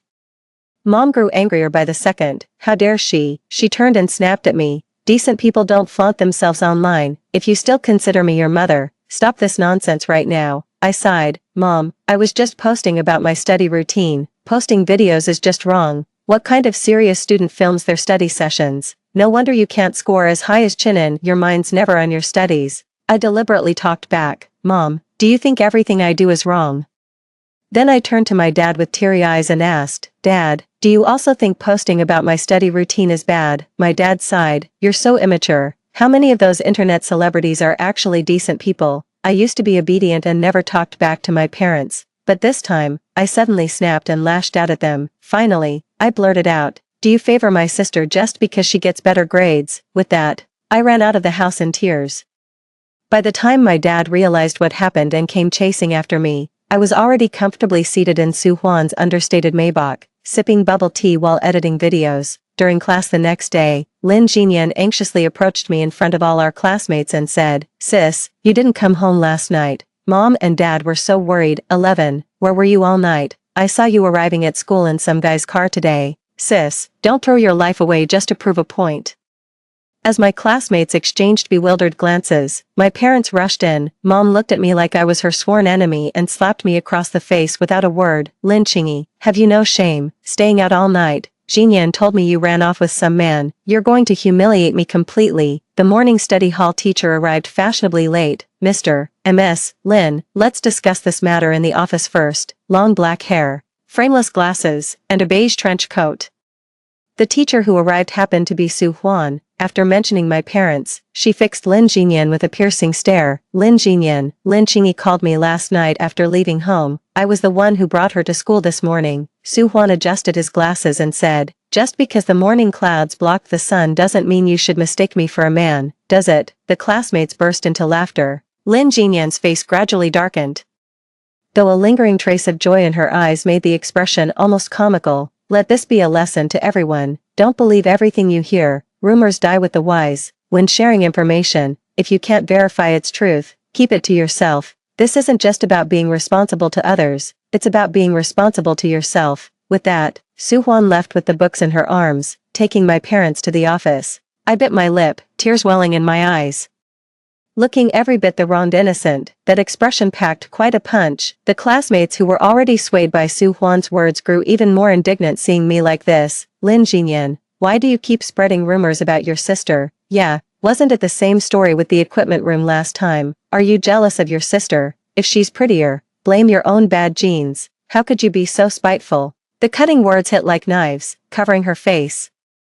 Lin Jinyan ran out the door in tears. She must be wondering why, even after switching systems, she's still the one being targeted and mocked. At the end of the hallway, Lin Jinyan snarled at me. "Lin Qingyi, you're feeling pretty smug, aren't you? Now I get it. People only like hypocrites like you." I smiled and said, "Don't play the innocent victim. You tried to screw me over and failed, because you're just that stupid. Even with a second chance at life, you're still the same fool you were before." Lin Jinyan was seething with rage, barely suppressing her fury. "Ha, all talk and no action. You really think I'm afraid of you? Professor Shilin will be coming to recruit students soon, and this time he's taking me with him. So what if you become an internet celebrity? You couldn't even win Su Lang over. Do you really think your online fame will help you succeed with anyone else?" She composed herself, turned slowly, and knocked on the office door. Meanwhile, I lowered my head to conceal the faint mockery in my eyes. Professor Shilin was my mentor in my past life. Before the college entrance exams, he personally visited our school to select me as his final protege. It was through him that I gained access to cutting-edge physics, gradually broadening my horizons. But Lin Jinyan never knew the professor came to our school because I'd solved the challenge problem he'd set. He chose me first, then came looking for the school. So Lin Jinyan, who's still anxiously waiting for Professor Shilin, did she ever answer the questions he left behind? My guess, probably not. The system won't guide hosts to complete tasks, it only provides assistance. Given Lin Jinyan's personality, she likely wouldn't assign herself extra study tasks, forcing someone who hates studying to become a top student. I can't tell which suffers more, the academic system or Lin Jinyan. In the office, Su Huan was still talking with my parents.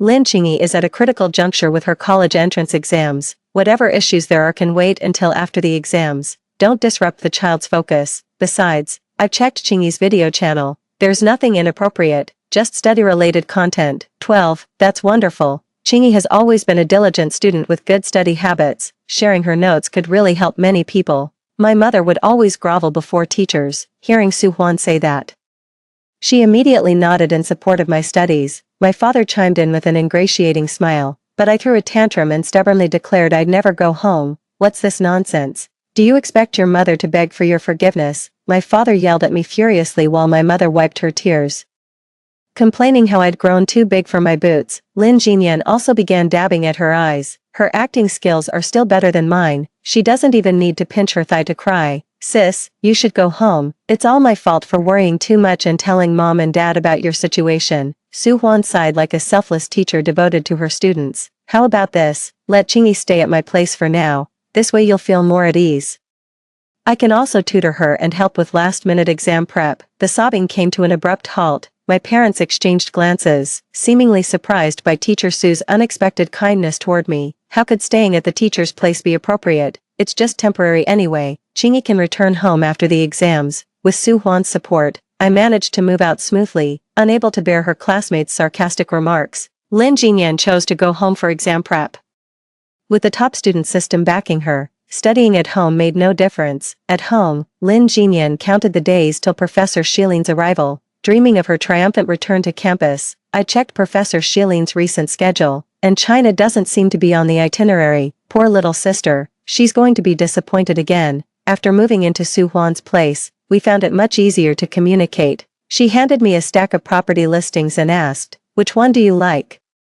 "I'll get it for you." Su Lang recently sneaked out for pro team tryouts behind his family's back. The kid's genuinely skilled. Su Huan and I originally planned to pull strings for his team placement, but turns out he didn't need any favors. Su Lang already had some clout in the gaming scene, with multiple teams scouting him. I asked Su Huan. Su Lang's going pro while keeping his inheritance options open. "Have you thought about the succession plan after his esports career?" Su Huan fiddled with the property details and flashed a radiant smile. "That's 5 or 6 years down the road. If I can't establish myself within 5 years, I deserve to hand everything to Su Lang on a silver platter. What about you? Leaving home is just the first step, right? What's next?" I chuckled. "Naturally, to teach my little sister a lesson she'll never forget." Recently, Lin Jinyan has been quietly reaching out to Fu Nianyu. In her past life, she relied solely on her beauty to charge ahead, never truly understanding how to win a man's heart. This time around, she tried the same old tricks, wielding her intellect like it was mere physical charm. 13. The results were less than stellar. After all, Fu Nianyu valued profit above all. Beauty and brains meant little in his calculations. Sometimes I find Lin Jinyan quite amusing, whether in past lives or this one. She never seems to consider succeeding on her own merits. Her beauty and intelligence always become tools to secure a powerful man's support. No matter how many lifetimes I live, I'll never understand her way of thinking. Lin Jinyan hinted to Fu Nianyu that she would become Professor Shilin's last disciple. Fu Nianyu immediately took an interest in her, taking her out to dinner several times. Oddly enough, my mother was delighted by this. She always assumed Lin Jinyan only went out to study with classmates, just like how she treated me in my past life.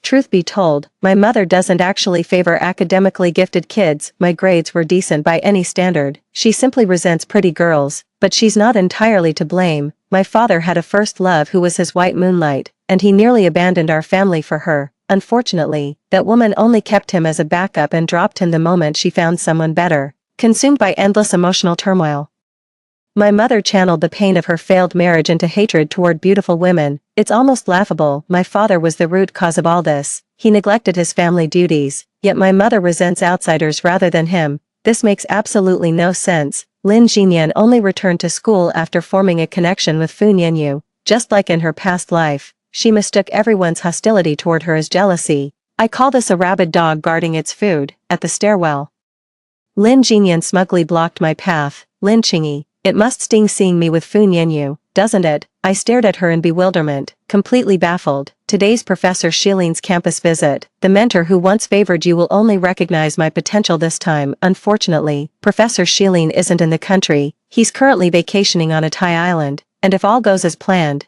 he's probably already met Su Huan, who's bringing the collaboration proposal."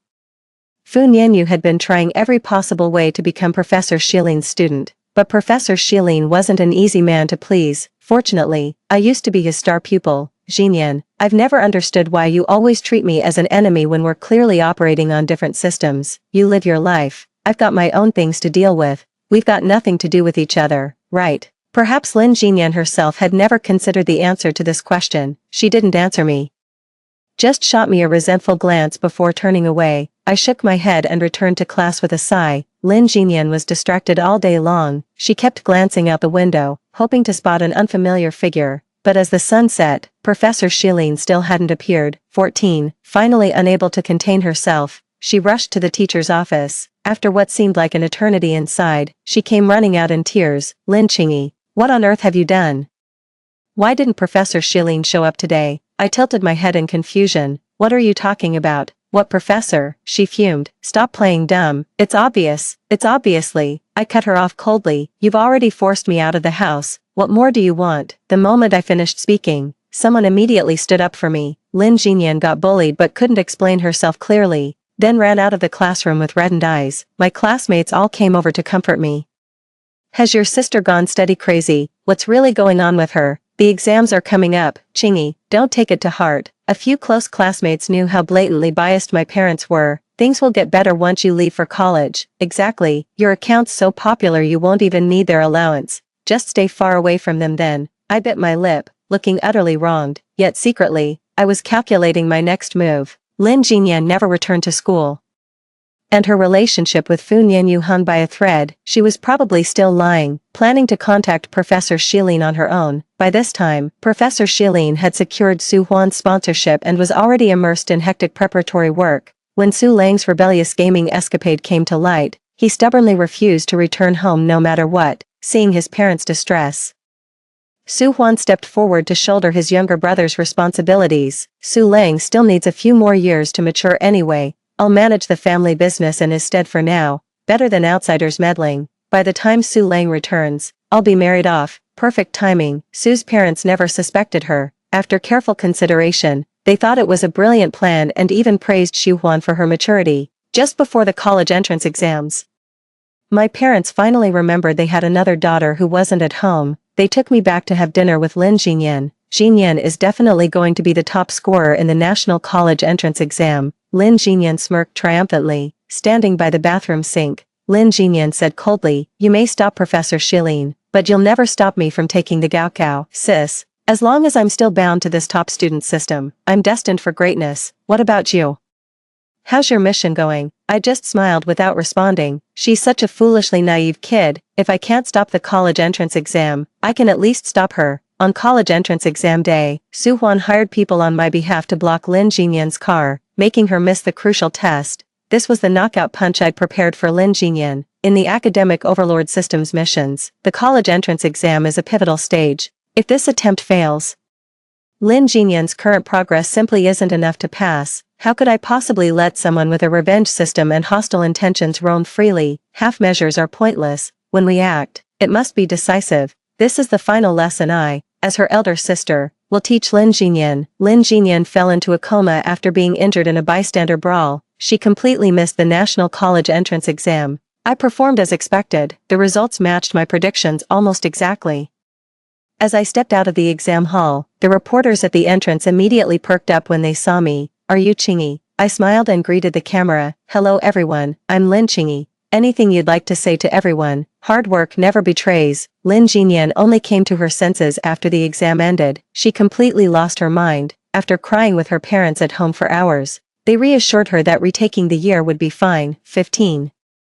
But both Lin Jinyan and I knew it was impossible now. She missed Professor Shilin, and she missed the college entrance exams too. Her chance was gone. Soon, the academic overachiever system would revoke all cheats. She'd revert to her true self, never to be a genius again. I don't know how Lin Jinyan convinced our parents, but they seemed to have reached an agreement. My father summoned me back home. Chingy, you'll repeat senior year. Let Jinyan take your university spot instead.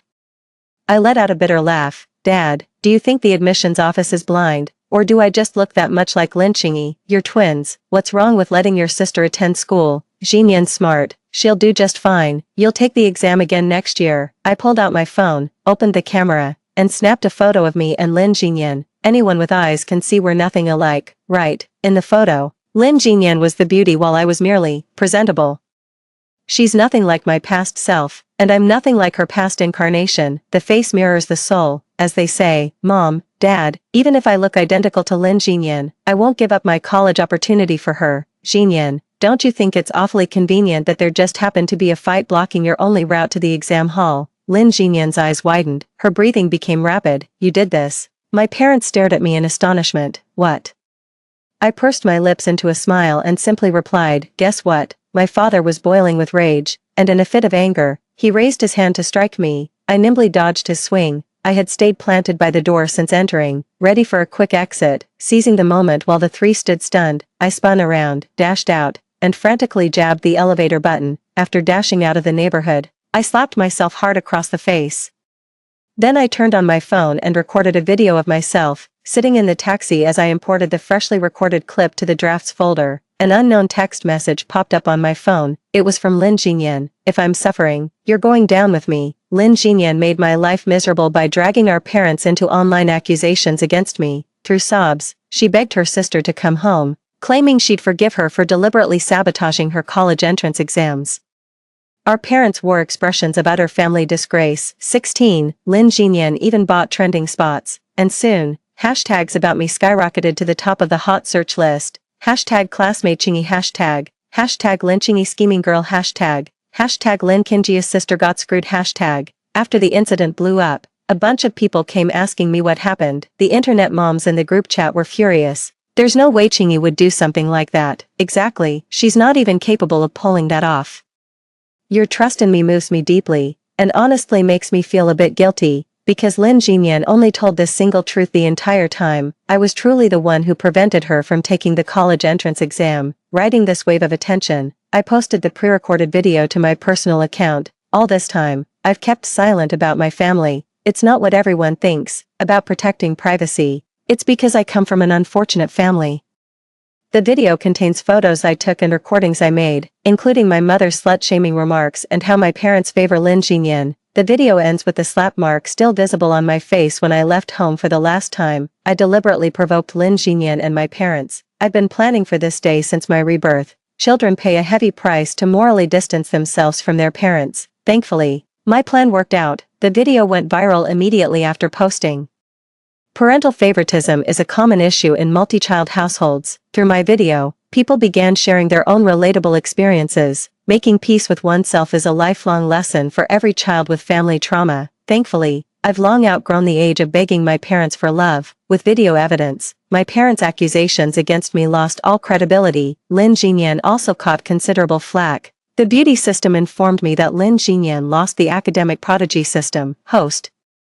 Now that you've handled that issue, how do you plan to complete the mission? The beauty system seems puzzled. I barely even contact Su Lang these days, showing no intention to continue pursuing men. Fail the mission, and you'll lose everything just like Lin Jinyan did. I lowered my gaze with a faint smile. The mission will be completed. Of course, the account classmate Chingy served as my test case for the assignment, and it confirmed my theory was right. There are countless ways to find true love in this world. The capacity to love me isn't exclusive to men. After securing partial equity from Su Huan's commitment, I channeled the funds into several investment projects. These are all projects I knew from past lives. Guaranteed moneymakers. Su Huan began systematically sidelining his father, consolidating control of the family business while offloading shady dealings onto the old man. 17. My father can rot in jail, not me. Besides, all that dirty work was his doing. I checked the legal code. None of it carries the death penalty. Let me think it through. Then I'll get my dad admitted. Well done, model son. No wonder we've been soulmates for 2 lifetimes. Professor Shilin's research findings were immediately implemented by Su Huan upon publication. In my past life, Fu Nianyu pursued me relentlessly for the Fu family's sake, and now in this life, he's obsessively chasing after Su Huan. See? This is how hypocritical a man's affection can be. If Lin Jinyan hadn't pinned her hopes on men so much, she probably wouldn't have lost her system for 2 lifetimes. The current Lin Jinyan never developed proper study habits. After losing her system's support, 2 years of retakes proved futile. She ended up hastily enrolling in a poorly reputed local college. Still unemployed, she now mooches off her parents. I once went back home and watched from a distance. Mom and Lin Jinyan were arguing at the neighborhood gate. Mom called her lazy and useless, saying we should have kept her sister instead. Lin Jinyan shot back mercilessly, saying she deserved it. This is what you owe me. You had it coming. I watched silently from behind the tree for a long time before walking away without a word. Lin Jinyan attempted suicide several times afterward but failed. Her mental state deteriorated, and she kept muttering about wanting to go back and make different choices. Sometimes I think Lin Jinyan and Mom are quite alike. They always shift blame onto others, never reflect on themselves, and simply avoid problems when they arise. If one can't face life's challenges head-on, it's understandable they'd end up with the wrong answers. After Lin Jinyan became like this, my parents repeatedly reached out to reconnect with me. They finally realized their younger daughter could no longer offer any benefits, while the eldest was thriving remarkably well, but they can hardly track me down these days. I'm too busy globetrotting while scouting potential projects, Su Huan called to ask. Are you planning to sponsor new girls from mountain regions this year? Absolutely. As long as I'm breathing, I'll keep running this education foundation. For years I've invested in girls' protection initiatives, championed rural women's education, and sponsored countless children determined to change their fate through learning. Students I sponsor also get internship opportunities at Su Huan's company. These hardworking young women have thrived. 2 of Su Huan's top assistants today were actually scholars supported by my foundation. The mysterious figure said we only get one chance to choose, yet after leaving the mountain village, everyone's shining in their respective fields. Fortune favors the diligent. After establishing the foundation, my mission objectives were gradually accomplished. This world has never lacked genuine love. The children I've sponsored have all given me their most sincere affection. On the day the final mission was completed, the beauty system bid me a solemn farewell. You're the most unconventional host I've ever encountered, but I genuinely adore you. May your future shine just as brightly. I'm not sure if this counts as a rags to riches story, but I know this, even without the beauty system's enhancements, I'll live my life to the fullest. Story 2, Song Lian and I were reborn at the same time, just like in his previous life. He came to marry me full of anticipation, but I refused. Song Lian was stunned. Why? We've been happily married for 50 years. I shook my head indifferently. After being called Mrs. Song all my life, I also want to have my own name. Song Lian didn't understand and thought I was throwing a tantrum. Without me, what else can you do? You wouldn't even be qualified to sweep the streets. He was waiting for me to regret it. After waiting for many years, he watched helplessly as I reached the peak, becoming someone he could no longer reach. 1. The day Song Lian was appointed as an honorary professor at the university happened to be our 50th wedding anniversary. Our 2 sons made arrangements and held a lively celebration party at home. During the dinner, a young female reporter interviewed me. Mrs. Song, if there is a next life, would you still be willing to marry Professor Song? She was only in her early 20s, full of vitality. Her deer-like eyes swept over the wedding rings on Song Lian's and my fingers, and her eyes were filled with yearning for love. I knew what she meant. Song Lian and I were well-known affectionate couple, and the media had reported on us several times. We were college classmates. During the educated youth movement, we were also in the same rural area. We stayed together through 60 years of trials and tribulations. I took care of our 2 children, managed household affairs, and looked after Song Lian's sick mother. Song Lian devoted himself to his career. Starting as an unknown poor student, he became a professor at a prestigious university, joined the Chinese Academy of Social Sciences, and acquired a great many honorary titles, with the man handling external affairs and the woman taking care of the household. It was a textbook-style marital model. Everyone thought I was very lucky. My husband had a successful career, and both of our sons graduated from prestigious universities and had good jobs and promising futures. But no one knew that beneath the glamorous exterior was a woman's life that went unnoticed. All these years, I hadn't been happy. I opened my mouth, and before I could speak, Song Lian had pushed through with a wine glass in hand, forcefully interrupting me. Of course she would.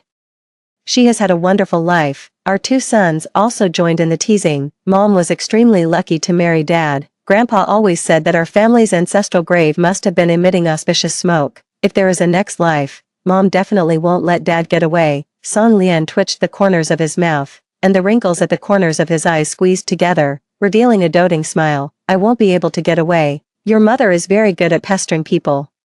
The female reporter's eyes lit up, and she let out an exclamation. Professor Song, does that mean Mrs. Song pursued you back then? I was the one who pursued Song Lian. This fact had been reported by the media. The female reporter must have done her homework, so she couldn't possibly not know. When Song Lian heard her ask this, he pursed his lips proudly and repeated the same old story that he had told hundreds of times.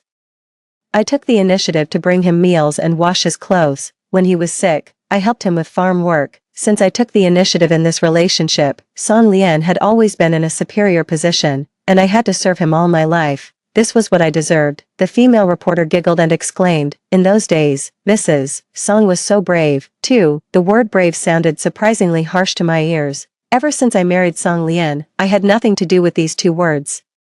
My mother-in-law was a shrewd and domineering woman, living together as a big family. Our habits in daily life, from food, clothing, housing to transportation, all had to follow their rules. From the arrangement of furniture to the pillowcases and quilts in the room, and even which fabric I chose to make clothes, I had no say. This indigo fabric is old-fashioned and ugly. Wear the blue one tomorrow. I put it on your bedside, dear.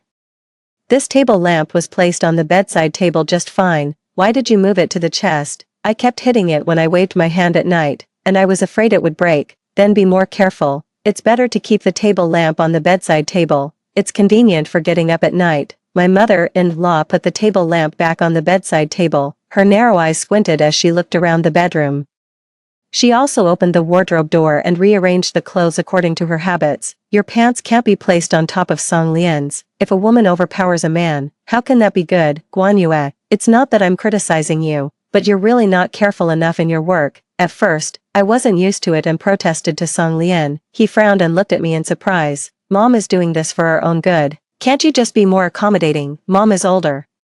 And she knows more about these household matters than you. Just listen to her. In those days, people's thinking was conservative, and I didn't dare to contradict my mother-in-law, so I gave in. All these years, I endured my mother-in-law's dominance, Song Lian's nitpicking, the naughtiness of our two sons, and the contradict from my daughters-in-law. I gave in my whole life. In my small world, I endured step by step and retreated step by step. Finally, I shrank into a corner, living like a mere shell, and they called this a blessed life. Facing the yearning and envy in the young female reporter's eyes, I really couldn't bear to let her live in a false fantasy. 3. No, I wouldn't. I raised my voice and shook my head firmly. I don't want to marry Song Lian again, after being called Mrs. Song all my life. If I could live my life again, I also want to have my own name. The lively banquet hall fell silent instantly. The people around turned to look at me in surprise. The female reporter widened her eyes, clearly not expecting this answer. The smile on Song Lian's lips froze. He shrugged helplessly and held my hand tightly. This old woman, we had a little quarrel yesterday, and she's still angry. Look at you. How old are you? Everyone laughed, and the atmosphere at the dinner table became relaxed again. Our two sons shook their heads and complained, that's just Mom's temper. It's all thanks to Dad's tolerance. Mom, in front of so many people. You should give Dad some face. The youngest son shrugged. Mom has been spoiled by Dad. Everyone praised us, saying that Professor Song and his wife were so affectionate and were still acting like young lovers having a quarrel. Song Lian pulled me into the quiet study, closed the door, and the smiling expression on his face instantly turned cold. Guan Yue, what do you mean? Are you deliberately provoking me? He turned to look outside the glass door and lowered his voice. Is it because of the other day when I asked you to cook noodles for Zhou Hafeng? Look, she's already married. There's really nothing between us. Can't you be more magnanimous? Zhou Hafeng was one of Song Lian's female students. She was intoxicated by the extensive knowledge and refined demeanor of this tutor and once pursued Song Lian very passionately. Song Lian was tempted. He watched movies with Zhou Hafeng, accompanied her to the cafeteria for meals every day, patiently guided her with her studies, and even added her name to his long-prepared thesis. But that was all. Song Lian had a sense of measure. He had two sons, a wife who had accompanied him for most of his life, a stable family, a decent job, and a good reputation. He knew very well what was important and what was not. Seeing that the situation was getting out of control, he coldly rejected Zhou Hafeng and even invited her to our home as a guest. Watching him cook in the kitchen with me and attentively tie an apron for me, Zhou Hafeng rushed out of our house crying. Later, she transferred schools at lightning speed and completely disappeared from our lives. Until last year, when Zhou Hafeng's husband was transferred to Song Lian's school, they resumed contact. With the passage of time, they tacitly avoided mentioning the past. When Zhou Hafeng and her husband visited our home and talked about the past during the dinner, Zhou Hafeng smiled and said, the pork rib noodles made by the teacher's wife are extremely delicious. I used to share the teacher's lunch, and I still remember it vividly. That's nothing. Song Lian waved his hand. Guan Yue, go and make her a bowl of noodles. 4. At that time, there was no real wrongdoing between them, and our sons were still young. Song Lian came home and told me that the female student was pestering him and asked me to help deal with the situation. So I didn't hold it against him, but that didn't mean I was magnanimous enough to cook for her. Song Lian reached out and grasped my shoulders. I knew it was about this. In the end, you made an excuse of having a headache and refused to do it, and I didn't say anything. Right, I didn't hold it against you, but now you're throwing a tantrum. Song Lian sighed. As Bolan said, you've really been spoiled by me, in front of so many people. You didn't give me any face. After a while, the youngest son also quietly came to the study and complained to me, Mom, the older you get, the more childish you become. You should know when to throw a tantrum. How can Dad face others after what you said? When you go out later, smooth things over and say, looking at my son who was chattering and lecturing me. I felt a bit dazed. In the blink of an eye, Bolin had grown so big, from the little boy who clung to me all the time. He had grown into a man who had established his own family and career. He had his own career and his own ideas. He no longer called me mom as he used to. Mom is just a useless housewife, has a job. Well, the school arranged it out of respect for dad. It's just a sinecure, and she only works half a day. Dad is the most amazing one. Mom raised us well. That's because of our good genes. We're smart, just like dad. Dad is the one who works the hardest. Mom is just here to enjoy the good life, so, mom's thoughts don't matter at all. 5. I felt very disappointed and didn't want to agree with my son anymore. I'm not throwing a tantrum. I raised my voice and repeated word by word, if I could do it all over again, I just want to live alone. Bolin didn't understand. Why, dad treats you so well. As I said just now, I want to have my own name and my own career. Bolin sneered. Your own career, Mom, what can you do? You can't even make a pancake without burning it. Song Lian also shook his head. You're just talking big. Without me, what else can you do? Sweep the streets. The father and son exchanged a look and smiled tacitly. Bolin patted Song Lian on the shoulder. They say that the older people get, the more childlike their temper becomes. Look at Mom. Song Lian twitched the corners of his mouth. Yes, she's getting old and confused.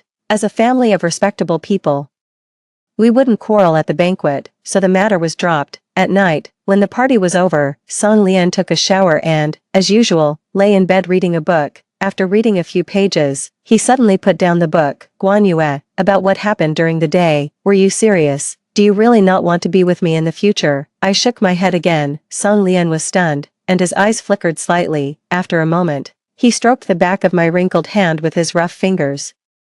I did have a moment of weakness, but over all these years, you know my character, Guan Yue, the only person I've ever cared about is you. That was my mistake. We're both getting old. Can you stop holding on to it? Song Lian rarely admitted his mistakes, and he was only willing to do so in this matter. Once he admitted his mistake, I had to accept it, otherwise, I would be the one being unreasonable. But this time, I didn't want to accommodate him anymore. It has nothing to do with that.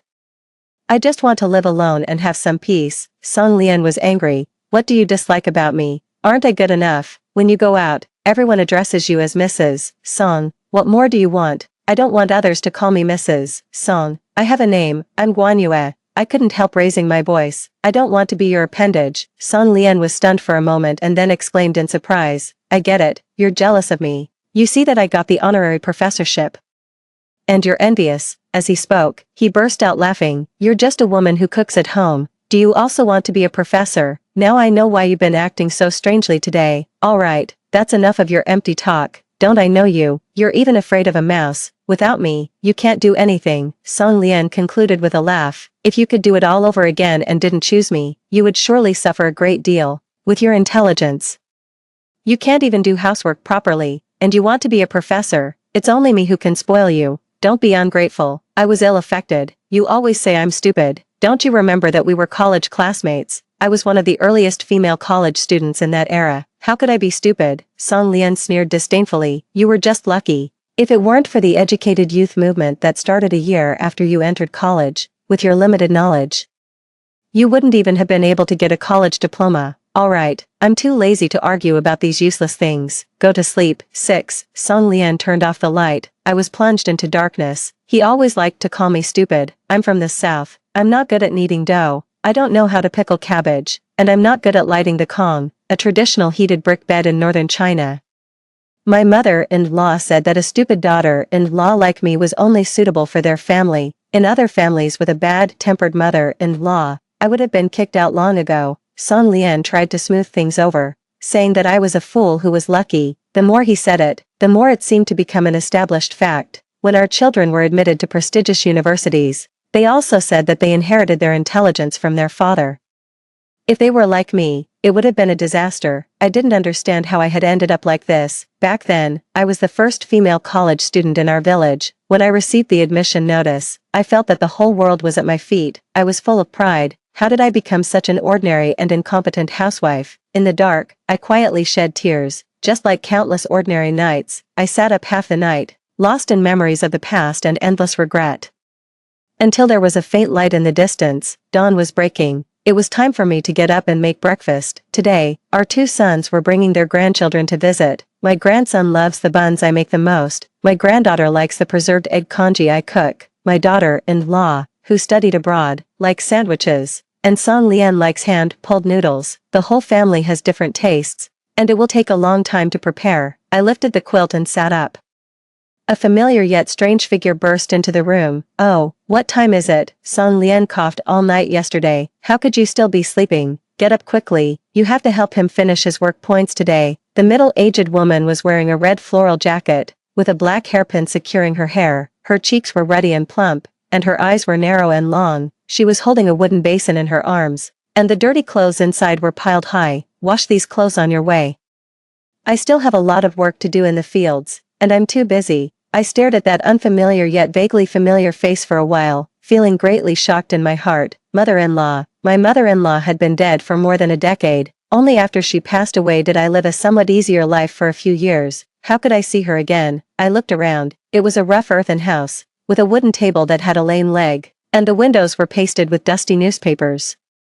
Was this nanny village in the 1970s? Realizing that I had been reborn, I sat numbly on the bed, with a complex mix of emotions welling up in my heart. Seeing that I didn't move, my mother-in-law came over and pushed me. "What are you standing there for, you fool? You were stupid when you were young. I don't know what my son saw in you." My mother-in-law urged me impatiently. "Hurry up. Wash the clothes first and then come find me in the fields." After saying that, she left in a hurry.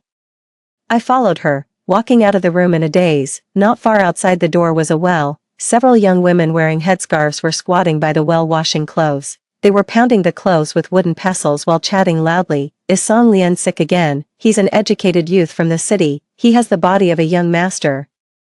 So delicate. What's so delicate about it? It's been 7 years since he came to the countryside, right? He still hasn't adapted. Poor Guanyue, that silly girl, has to do work for his family again. What's so pitiful about it? With Song Lian's good looks and the fact that he's educated, if it weren't for his difficult mother, I'd also ask my daughter to wash his clothes." I stopped in my tracks. 7 years in the countryside. I went to the countryside when I was 19 and married Song Lian when I was 27. Now it's the 7th year in the countryside, which means Song Lian and I aren't married yet. How dare they order me around like this then? 8. I tried to recall carefully. Since too much time had passed, I couldn't remember it very clearly. Back then, I finally managed to get into university from the poor countryside. I had just studied for 1 year when a special era came. All college students stopped their studies and went to the countryside to support rural construction. Song Lian and I were assigned to Nanny Village in Shaanxi. Song Lian was lucky. This village happened to be his mother's hometown. His father died early. When his mother saw that her son had returned to his hometown, she immediately packed her bags and came along, with the care of 3 uncles in the village. Song Lian's life was much better than that of other educated youths. At first, I didn't want to marry him. I still wanted to go back to school. Back then, despite the ridicule and disdain from those around me, I would read books under the kitchen stove by the light of a kerosene lamp every day after washing the clothes. My mother quarreled with my father and then with my grandmother every day because of me. She was like a fighting rooster, arguing with everyone, just to protect my unrealistic dream. The day I received the admission notice, she was so happy that she shed tears. She looked at the notice over and over again and pressed it under the bedside table with frosted glass. I knew our little girl would make it. She got into university and will become a city person in the future, having a job with the government. She won't have to do farm work in the fields anymore. No one expected that after putting in so much effort. I just ended up moving from a rural area in the south to the north. I was still working in the fields, still doing farm work. As the sun rose and set, I raised my head from the yellow earth and looked at my rough palms. Suddenly, I found that the formulas and poems that I used to know by heart were as hazy as the moon in the water. The college life in the ivory tower seemed to have become a distant dream. At that time, everyone thought they couldn't go back. There were slogans and mottos all over the walls, saying that we should build the desolate nanny into an oasis in the northwest. How could we go back if we didn't build it? This was even something that couldn't be accomplished within 1 generation. I began to accept my fate and face the reality. In the village, I thought Song Lian was more to my liking, and we could talk well together, so I got close to him, tried to please him, and finally married him as I wished. Unexpectedly, just 1 year after we got married, the policy suddenly changed, and all of us educated youths could return to the city. And we would even be assigned jobs. However, There were more people than available jobs. The first batch of job positions was in short supply, and we had to queue up and wait. Originally, I also had a chance. By chance, I was pregnant at that time. The comrade in the office looked at me with a expression. Comrade Guanyue, this position is very tough. You have to go to the workshop every day and be busy until midnight. You often have to climb those high iron frames. In your situation, it's not suitable. You should wait a bit. In the next batch, I'll arrange an easier job for you. When the next batch of jobs came, my eldest son was born. My mother-in-law, who had always been strong and healthy, suddenly suffered from a headache. She couldn't touch cold water and couldn't stand noise. I could only take care of the child myself and gave up the opportunity again. Then, I gave birth to my second son. The two noisy boys drained all my energy, and I no longer had any ambition. When the children were a bit older and sent to the nursery, my mother-in-law suddenly had a stroke. In those days, we couldn't hire a nanny, otherwise, we would be cursed with gossip, saying that you were a landlady or a reactionary. I could only take care of my mother-in-law. In those few years, I bought groceries, cooked, washed clothes, fetched medicine, wiped my mother-in-law's body, picked up the two children from school, supervised them doing their homework, tidied up the messy home, washed them and put them to bed. By then, it was already midnight. The days repeated mechanically. When I suddenly realized it, I saw a strange face in the mirror, half-white hair, deep wrinkles at the corners of my eyes, no more vitality on my face, and my empty eyes were full of weariness and numbness. I had suddenly grown old. How did time pass so quickly? It seemed that I had done a lot of things, but it also seemed that I had done nothing. In my pale and empty life, I lived as someone else's daughter-in-law, someone else's wife, and someone else's mother, but not as myself. The higher Song Lian's status became, the less I had my own name. Everyone called me Mrs. Song. What about Guanyue? 9. Guanyue, Guanyue. The wooden pestle came down heavily, pounding the dirty coarse cloth clothes whose color couldn't be distinguished. The water splashed onto the surface of my shoes. Sister Chunfang winked at me. What are you standing there for? Come and wash the clothes together. I saw Song Lian's mother bring you a big basin. Come quickly. If you don't hurry up, you won't be able to finish washing them. Aunt Ho-Hop beside her pursed her lips. She really has the nerve. You're not even married yet, and she's already ordering you around like this. Guanyue, it's not that I'm criticizing you, but you have too good a temper. You'll suffer if you marry into their family. We should play hard to get and maintain some dignity. Another auntie beside them burst into laughter. You're almost 30, an old girl. What dignity are you still maintaining? It's already good that someone wants you, not to mention washing clothes. Even if she asks you to wash underpants, you'll rush to do it. I stared at her for a moment and remembered that she was Jing Tieju's mother. A few years ago, she had asked a matchmaker to propose marriage to me, but I refused. So she held a grudge and would find opportunities to say sarcastic things from time to time. I smiled at her. Let whoever wants to wash them do it. I don't have that spare time. After saying that, I picked up the hoe, held my head high, bypassed the well, and walked towards the collective field in the north. Tieju's mother was stunned for a moment and spat hard. Pa, what are you pretending for? When Song Lian's mother loses her temper later, you'll be crying. Song Lian's mother was wielding a hoe and working vigorously in the field. Seeing me come so early, she stopped in surprise, wiped the sweat off with her headscarf. Did you wash the clothes so quickly? Did you wash them carelessly? Did you use the pestle? You have to scrub off those mud stains. It's not that not that I'm criticizing you, Guanyue. You should be more careful when you work. Why are you always so careless? The others in the field continued with their farm work, but they all pricked up their ears and looked at this side with a gossipy expression. Under the gaze of everyone, I carried the hoe and walked towards the few acres of land I was in charge of. Mrs. Song, if you want something done, do it yourself. Only by working for yourself can you have enough food and clothing. From now on, you can do the work of your own family. I'll save my energy for building nanny village. I'm not a long-term laborer of your Song family. In those days, no one could refute the words in the quotations. When Mrs. Song heard me say this, her face immediately turned red with anger. She stammered, you a few times. Finally, she slapped her thigh and cursed. Don't you want to marry Song Lian anymore? My son is sick, as his future wife. What's wrong with sharing some of the work? Don't put labels on me casually. Our Song family won't want a lazy woman, Mrs. Song shouted loudly. When the villagers saw this, they came over to persuade me one after another. They said that she just had such an impatient temper. Since I was going to live a good life with Song Lian in the future, I shouldn't talk back to my mother-in-law. I sneered. Mother-in-law, Song Lian and I are innocent. What kind of mother-in-law is she, since everyone is here today? I'll make it clear. Song Lian and I only have the friendship of revolutionary comrades. I will definitely not marry him. As soon as I said this, everyone was greatly surprised. In the 1960s and 1970s, although arranged marriages were the mainstream in rural areas, free love was also becoming popular, especially in places like construction bases where there were many young people. Everyone knew that Song Lian and I were in a relationship. Mrs. Song had even found a marriage officiant and said that after the first month of the Lunar New Year, during the slack season in agriculture, she would arrange the wedding of Song Lian and me. Now that they heard me flatly deny it, everyone felt that something was wrong. Some people advised me, saying that it was understandable for young couples to have conflicts, but I couldn't talk nonsense in front of everyone. Song Lian had good looks and character and was very popular in the village.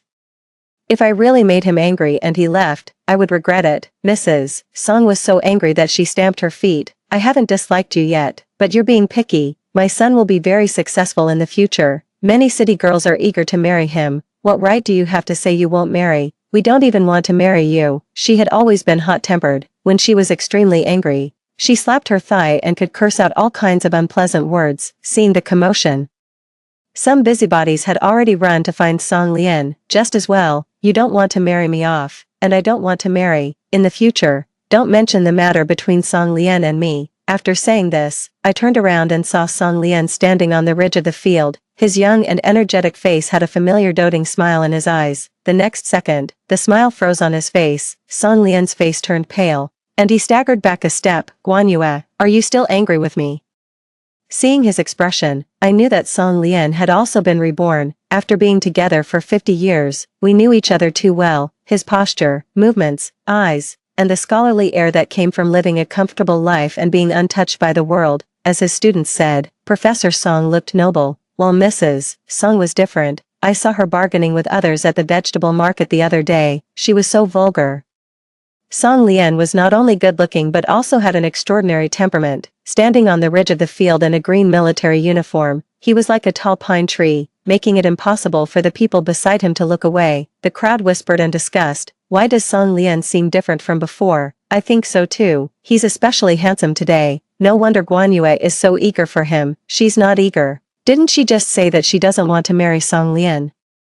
Is she bragging? She's throwing a tantrum now. With Mrs. Song's character, she'll probably have to kneel to get Song Lian back later. As soon as her son came, Mrs. Song had someone to rely on and became even more arrogant. Guanyue, my Song Lian is right here. Do you have the guts to say those words again in front of him? I had already lowered my head and was waving the hoe vigorously. The hard soil mixed with broken ice was lifted up, and my words also splashed into Song Lian's heart like ice shavings. I, Guanyue, will definitely not marry Song Lian in this life. I didn't look at him again. I only heard Song Lian coughing loudly, and his mother rushed over to support him excitedly. The crowd helped to take Song Lian back to the room, and the noise gradually faded away. After I finished my farm work, I watched Accountant Yu record my work points for me. Accountant Yu joked with me, "Why did you suddenly break up with Song Lian?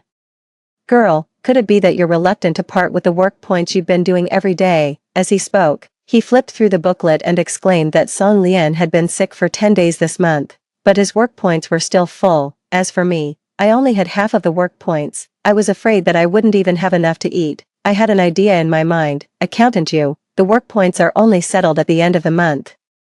Can the work points I did for Song Lian before be recorded back in my own account? Accountant Yu was surprised. Wow, you two have quite a big conflict, don't you? Are you serious? Yes, I won't help him with his work anymore in the future. Hearing my firm answer, Accountant Yu hesitated for a moment and then nodded in agreement. All right, others may be afraid of the Jingning's 3 brothers, but I'm not. Uncle will stand up for you in this matter. If Mrs. Song doesn't agree, let her come and argue with me. The Jingning's 3 brothers were Song Lian's uncles. They were all tall and had some influence in the village. However, people in this era were still quite simple in their thinking. At most, they would take a small advantage and wouldn't make things difficult for others in important matters. After getting a positive answer, I felt greatly relieved. Being able to have enough to eat was the most important thing in this era. After a day of hard work, I returned home. As expected, Song Lian was waiting for me at the door. He clenched his fists and looked around warily. There were too many people just now, and it wasn't convenient to talk. Guanyue, shall we go in and talk? I nodded. Song Lian followed me into the room. He coughed a few times and commanded me familiarly, "Pour me a glass of water." I stood still and didn't move. Song Lian was stunned for a moment and then smiled bitterly. "You've also been reborn, right? I knew it the first time I saw you just now. You had a very good temper when you were young. It's not like this at all. It's all because I spoiled you. How long are you going to be willful?" I frowned when I heard this. "Song Lian, I've told you several times, I'm not throwing a tantrum. I want to live my own life. I want to work, and I want to continue my academic research. I don't want to be trapped at home giving birth, taking care of children, and serving your mother. Don't you understand?" Song Lian sneered, seeing my displeased expression. He quickly pursed his lips and raised his hands as if in surrender. "You're just used to living a good life. Do you think working is that comfortable? Do you think doing academic research is that easy? You can even burn a pancake, and you can't remember what vegetables to buy. What else can you?" I interrupted Song Lian. "If you say any more nonsense, get out." Song Lian sighed. "You're like a child. I can't reason with you. All right, if you want to work so much, then go work for 2 years. You'll still come crying to me in the end." I pushed him impatiently. "I have nothing to say to you. Get out. I want to read a book." Song Lian took the opportunity to grab my wrist and smiled. "Guan Yu, I'm almost forgetting what you looked like when you were young. Let me take a closer look at you again." Under the dim light, his eyebrows and eyes were filled with a gentle look. Still carrying the old friendship, my heart suddenly skipped a few beats. After being married for so many years, it would be a lie to say that I have no feelings for Song Lian. It was precisely these tender moments that supported me through year after year of dull and boring marriage. Whenever I was unhappy, looking at Song Lian's face, most of my anger would dissipate. But this is also the biggest difference between him and me. When there were conflicts, after Song Lian coaxed me, I would give in, and life would return to its peaceful state. It seems that Song Lian would never give in because of me. He would say touching love words with the most gentle expression on his face, but what he handed over was a soft knife. "Just listen to Mom. Go and apologize to him. This sum of money must be lent to my younger brother. Just do it for my sake, okay?" The poison was wrapped in icing, and the knife was wrapped in a beautiful ribbon. One knife after another cut off my edges and corners and smoothed out my self-esteem. I thought that was love. Only after living a whole life did I see clearly that it was just a means for men to achieve their goals. Looking at Song Lian's face leaning towards me, I took a deep breath and slapped him hard on the cheek. "Are you being a pervert? Get out." I pushed Song Lian out of the door and closed the door tightly. Song Lian is a person with extremely strong self-esteem.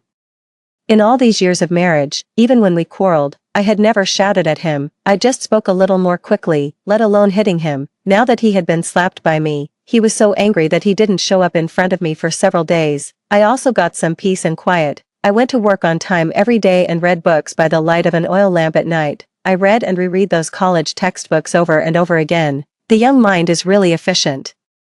I could memorize them after reading them a few times. "I'm not the fool who can't do anything," as Song Lian said. I was filled with excitement and became more and more yearning for the life back in Beijing. Until the end of the month, the peace was broken. Song Lian's mother came to the door aggressively. I was reading a book in front of the lamp when she snatched the book from my hand and cursed, "You heartless woman. You took away Song Lian's work points. What will he eat? He treats you so well.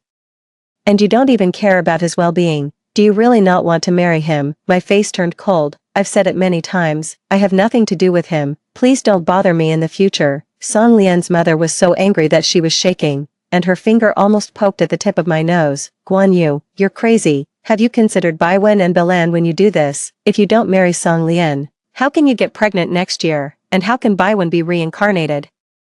I was stunned. "Are you reborn too?" No wonder. I vaguely remembered that before I married Song Lian, his mother was quite polite to me and didn't order me around so arrogantly and take it for granted that I should do the work. Song Lian's mother nodded angrily. "Yes, I also have the memories of my previous life. To be honest, I don't think much of you at all. My Song Lian is so promising. I can have any daughter-in-law I want. It's just for the sake of my 2 grandsons that I agreed to let him marry you again. But look at you, you're putting on airs. You don't want to marry my son, a great professor. Who else do you want to marry?" "I don't want to marry anyone. I want to go back to Beijing and continue working." I had repeated these words several times and had already lost my patience. "Can't Song Lian marry another woman? Can you please stop bothering me?" Seeing my tough attitude, Song Lian's mother rolled her eyes and her tone softened again. "You're still angry about the fact that I didn't agree to take care of Baiwen, right? I really have a headache. It's not fake. If you really want to work, it's okay. First, get married, have the baby, And this time I'll take good care of my health and help you take care of the child. I pointed my finger towards the door. If you don't go out, I'll call for help. Let's see how long you can be so stubborn.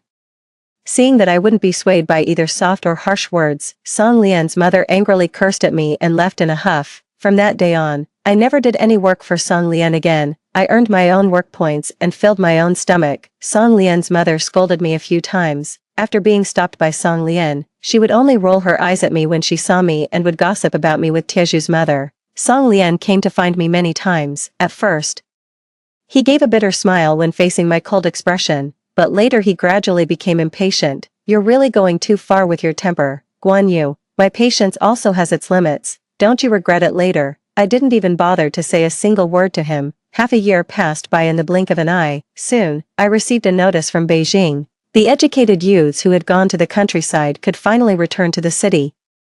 This time, my job opportunity came after Song Lian's. Just like in his previous life, he chose an easy job and became a teacher at a high school. I could only go to the chemical factory and do the hardest and most tiring work at the grassroots level in the workshop. Song Lian frowned. Director Zhou, this isn't appropriate, is it? She's a woman, and the workshop has a strong smell. What's she doing at the grassroots level? Please look again. Is there any easier position? Song Lian was used to being a professor, and he still hadn't changed his bossy tone. When Director Zhou heard this, he immediately became unhappy. Hey, do you think this is your home? You can decide what job to take. Are you the mayor or the secretary of the party committee? There are plenty of people queuing up behind. Take it or leave it. I quickly interrupted. Director Zhou, I'm willing to do this job. Don't pay attention to him. Before I could finish speaking, Song Lian pulled me out of the office. Guan Yu, there should be a limit to your nonsense. Song Lian had a serious expression and lectured me as he used to. The workshop of the chemical factory is not good for your health. Don't you want to get pregnant in the next few years? Baiwen is waiting for us. It was all about getting pregnant and Baiwen again. I completely lost my patience. Song Lian, are you crazy? I've said it. I won't marry you. There's no Baiwen, no Balan, there's only me. Can't you understand human language? Song Lian was furious. Over this past year, I've tolerated you time and time again. I agreed that you could work, but you can't be so selfish. Don't you even want the child? What on earth do you want to do? What did I want to do? I just wanted to be myself. Looking at Song Lian with a fierce expression, I only felt a deep sense of powerlessness welling up from the bottom of my heart. Song Lian always said that a husband's glory and a son's future were my crown, but I knew clearly that they weren't. They belonged to them, and in fact, I had nothing. Since getting married, I had been reduced to nothing, becoming their nourishment. They sucked my blood, took up all of my time and energy, and bloomed dazzling flowers. Everyone could only see the flowers. Who would care about the soil in the pot? Occasionally, someone would praise, saying that this soil was good for raising people. Should I be grateful for that? Originally, I could have been a blooming flower too. Song Lian was still chattering in my ear, accusing me of being selfish and heartless. I could only raise my hand. Don't force me to slap you in public. Song Lian was shocked and finally shut up. I got the job as I wished. From then on, he was glorious and decent as a teacher. I was in a sorry state. Becoming an ordinary female worker in the workshop of the chemical factory who wore a mask all day long and was covered in dust. When Song Lian's mother found out, she almost burst out laughing. I knew it. What could she achieve? In her previous life, she benefited from you, but she didn't cherish it. How hard it is in that chemical factory. Just wait. She won't be able to hold on for 3 months and will come crying and begging us to marry her. She was wrong. I stayed in the chemical factory for 2 years, while working hard. I also prepared for the postgraduate entrance examination. I originally majored in chemical engineering in college, and I worked hard and actively. I was always rated as a March 8th Red Banner pace setter every time. After being admitted to postgraduate school, the factory decided to send me to study at public expense. Coincidentally, Song Lian also took the postgraduate entrance examination of Huaqing University. And we met again on the university campus. Song Lian was very surprised. Guan Yu, why are you here? You came to find me, right? You knew I was studying here. Song Lian looked me up and down and puffed out his chest a little proudly. In my previous life, the school I attended was much worse than Huaqing University. Not just anyone can come here. After finishing my master's degree, I'm going to stay here as a teacher. I will go further than in my previous life. What about you? Couldn't you stand it in the factory anymore? Song Lian curled the corners of his mouth. I told you, it's quite impressive that you could hold on for 2 years. There were many lush trees by the lotus pond. spreading out a green dome above Song Lian's head. The mottled branches and leaves cast crisscrossed shadows above his handsome brow bones. Song Lian smiled and slowly reached out his hand to me. Over these 2 years, I've been waiting for you. As long as you obediently admit your mistake. My mother, the bell rang, and I hurriedly pushed him away. Class is starting, excuse me. Behind me, Song Lian was left with an expression of shock that was out of control. Song Lian finally accepted the reality and admitted that I was also a postgraduate student of Huaqing University at the annual freshman assembly. As a representative, I went on stage to give a speech, under the spotlight. For the first time, it was me standing on the stage while he sat in the audience. Squinting his eyes and looking at me with a look full of confusion and disbelief. In 2 lifetimes, he finally saw me. He no longer regarded me as an accessory, no longer looked down on me, but treated me as an equal, and even looked up at me a little, looking at me from below. Song Lian was quite emotional. Guan Yu, I think I know what you want. You've always been a competitive person. I shouldn't have said those things to you. I said you were stupid, but actually I liked you in my heart.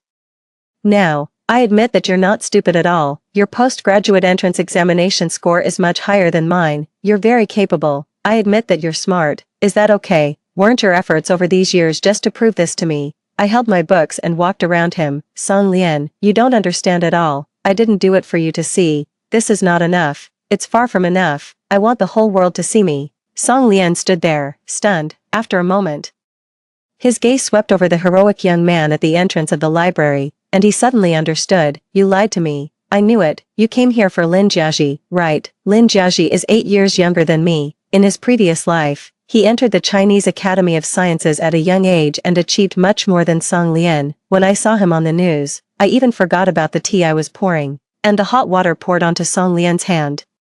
The Institute of Chemistry of the Chinese Academy of Sciences. It's the highest place that every chemistry student can reach. I really envied that. Song Lian thought I was looking at Lin Jiaji and was so angry that he jumped up and down. How old are you? Aren't you ashamed to look at a young man like that? Now, decades of speculation had been confirmed. Song Lian's face turned pale, and his lips were trembling with anger. You've been thinking about him for so long. You're simply, Lin Jiaji was very lucky. During the turbulent years, he was in junior high school, classes were suspended, and he wandered around the streets having fun. He didn't waste so many years in the countryside like us. He was still young when he was studying for a postgraduate degree and was in his prime. We were in the same class. Whenever he saw me, he would always call me senior sister respectfully. Senior sister. I've saved the seat for you. Are we still reading until 9 o'clock today? Shall I go and get your dinner? Song Lian rushed over and grabbed his collar. Guan Yu is my wife, you little gigolo. Don't even think about it. Lin Jiaji didn't show any weakness and punched him in the nose. Who's a gigolo? You're the gigolo. Are you crazy? The two of them got into a fight. As expected, each of them was scolded. Fortunately, they didn't receive any punishment because they admitted their mistakes sincerely. Lin Jiaji also learned about the past between me and Song Lian in the countryside because of this. He was very disdainful of it. What a small-minded person. A man like this should be dumped. I regarded this as the most ordinary little episode, but Song Lian was greatly affected by it and almost couldn't recover. Originally, I had told him many times that I wasn't interested in him and didn't want to marry him. He never took it seriously, but when Lin Jiaji appeared, he completely believed it. Perhaps, in his opinion, the only thing that could defeat a man was another man. Song Lian completely broke down and blocked me downstairs in the dormitory with red eyes. Guan Yu, his voice was choked with sobs, and he was crying so hard that he could hardly speak. 50 years of marriage, you tell me, do you really not care about me at all? Weren't we happy together? How could you fall in love with someone else? How could you? It's me who's a professor. I didn't despise you for being stupid or incompetent. Why are you the one abandoning me? His high self-esteem was shattered into pieces, and he couldn't bear it. I just looked at him calmly. I'm not stupid, and I'm not incompetent either. You think I'm stupid because in the name of love, you confined me to the fields I wasn't good at and forced me to do things I wasn't good at. I served your whole family, old and young, for 50 years. It's you who were happy, not me. Song Lian clenched his fists. You weren't happy, over all these years. How have I wronged you? Didn't I starve you? Didn't I provide for your food and clothing? It was ridiculous. Originally, I could have had my own job. No matter whom I married, I wouldn't starve myself. How could he think that the things I originally had were his gifts? When the conversation is not going well, even half a sentence is too much. I was too lazy to pay attention to Song Lian anymore. I went back to the dormitory and went to bed early. My roommate said that he had stood downstairs for most of the night and asked me to go and persuade him. It's so windy outside. Don't let him get sick from the wind. The stronger the wind, the better. Maybe it can blow some sense into his pedantic head. It was not until the security guards on patrol at the school drove Song Lian away. The next day, Song Lian didn't show up. Instead, his mother came to make a scene. She said that he had wasted so many years for me, and now he was already 30 years old. If he didn't get married soon, I would make the Song family have no descendants. If you want to have a baby, go find someone else. The bloodline of your Song family has nothing to do with me at all. Looking at my indifferent and tough attitude, Song Lian's mother burst into tears. I misjudged you. I thought you were an honest person. It turns out that you've always looked down on our Song Lian. You have no ability at all, yet you have such lofty ambitions. I'll just wait and see who will marry an old maid like you. Without our Song Lian, who would want you? Just as she finished speaking, Lin Jiaoji poked his head in from outside the door. Guan Yu, would you do me the honor of going to the movies with me tonight? Song Lian's mother's face froze. She mumbled something in her throat for a long time, then suddenly slapped her thigh. You're that gigolo. You're breaking up a family. You. Lin Jiaoji gave a cold snort. Watch your mouth. I just beat up Song Lian yesterday. Don't push me to hit you too. I don't have the rule of not hitting women. When Lin Jiaoji was young, he had a bit of a ruffian air. He was half a head taller than Song Lian. He wore a green military uniform, with his sleeves rolled up to his shoulders, revealing his well-defined muscles. Song Lian's mother shrank her neck. Son, don't be deceived by her. She's already 30 years old this year. She's been married and has even given birth to 2 sons, Lin Jiaoji said. So what? I just like women older than me. Mom, stop making a scene. Song Lian's face was deathly pale. He stumbled in and dragged his mother away. He took a hasty glance at me and shed tears. Guan Yu, since you want to choose him, I'll let you have your way. After the mother and son left, I turned around helplessly and looked at Lin Jiaoji. What are you getting involved for? Did you do it on purpose to make Song Lian angry? Lin Jiaoji raised his chin. Yeah, I want to make him mad. I was silent for a moment and felt that I still needed to explain. I haven't given birth to any children. Lin Jiaoji's eyes lit up, and the smile on his lips gradually widened. I don't care, Guan Yu. I interrupted him. I think there are some parts of that thesis you wrote that don't seem right. I understood what Lin Jiaoji meant, but I don't have the time now, nor the energy to spare for romantic affairs. Lin Jiaoji lowered his eyes in disappointment. Okay, we'll talk about it later then, half out of disappointment and half as revenge on me. After that, Song Lian quickly married a girl from the city. She had a good family background and was also very pretty. A year passed, and the two of them had a lovely son. Song Lian regained some of his vitality and deliberately showed off his son in front of me by holding him. Guan Yu, when are you and Lin Jiaoji going to get married? At that time, I was already studying for a doctorate at Huaqing University. However, Song Lian didn't keep up with the rhythm of his previous life. The girl from the city also had a decent job and refused to give up her golden for the sake of the child. She went to and from work as usual and completely left the child to Song Lian's mother. Song Lian's mother's headache flared up again, and the whole family was in chaos. Since there was really no one to take care of the child, Song Lian could only take care of the child while going to work, so naturally, he didn't have extra time to read books. His plan to pursue a doctorate was delayed. Song Lian didn't care too much. It was just a delay of 2 or 3 years, and it didn't matter much. After he graduated, he successfully stayed on as a teacher at the university. Now he was a lecturer at Huaqing University, and his starting point was much higher than in his previous life. At worst, he would just follow the original path again. He could afford to wait. He didn't know what kind of whirlpool those trivial family matters and everyday nuisances could drag a person into, at this moment.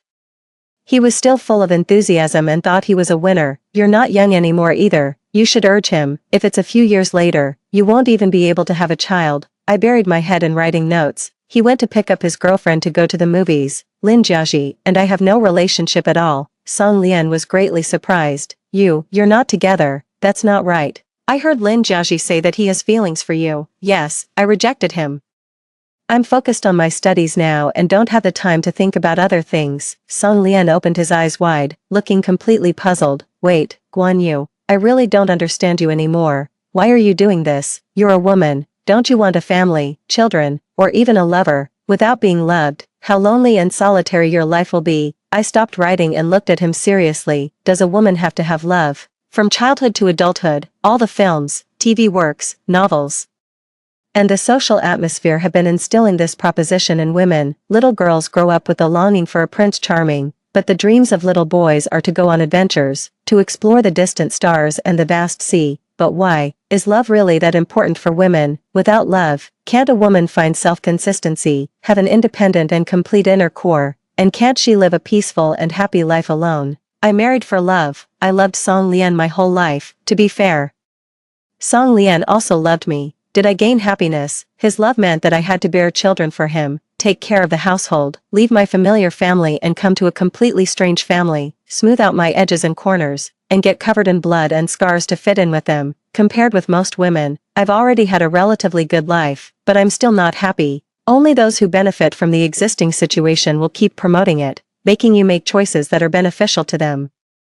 Why do I have to abide by this game rule? Song Lian was stunned for a moment, and then he showed his familiar sneer. Without love, what should a woman want? Power, status, money, and reputation. These are what women have been lacking the most for thousands of years. I also sneered. Forget it, you won't understand even if I tell you. I'm going to study abroad for a few years. We probably won't see each other again in the future. I walked a long way. Song Lian was still holding the child, looking dazed and frozen in place. When I returned after completing my studies abroad, in just 2 years, I overcame a technical problem and won a national award. In the same year, I joined the Chinese Academy of Sciences and won a large number of international honors. At that time, I was just over 40 years old. A woman at 40 is like a flower, but Song Lian had already been worn out like rotten bean curd.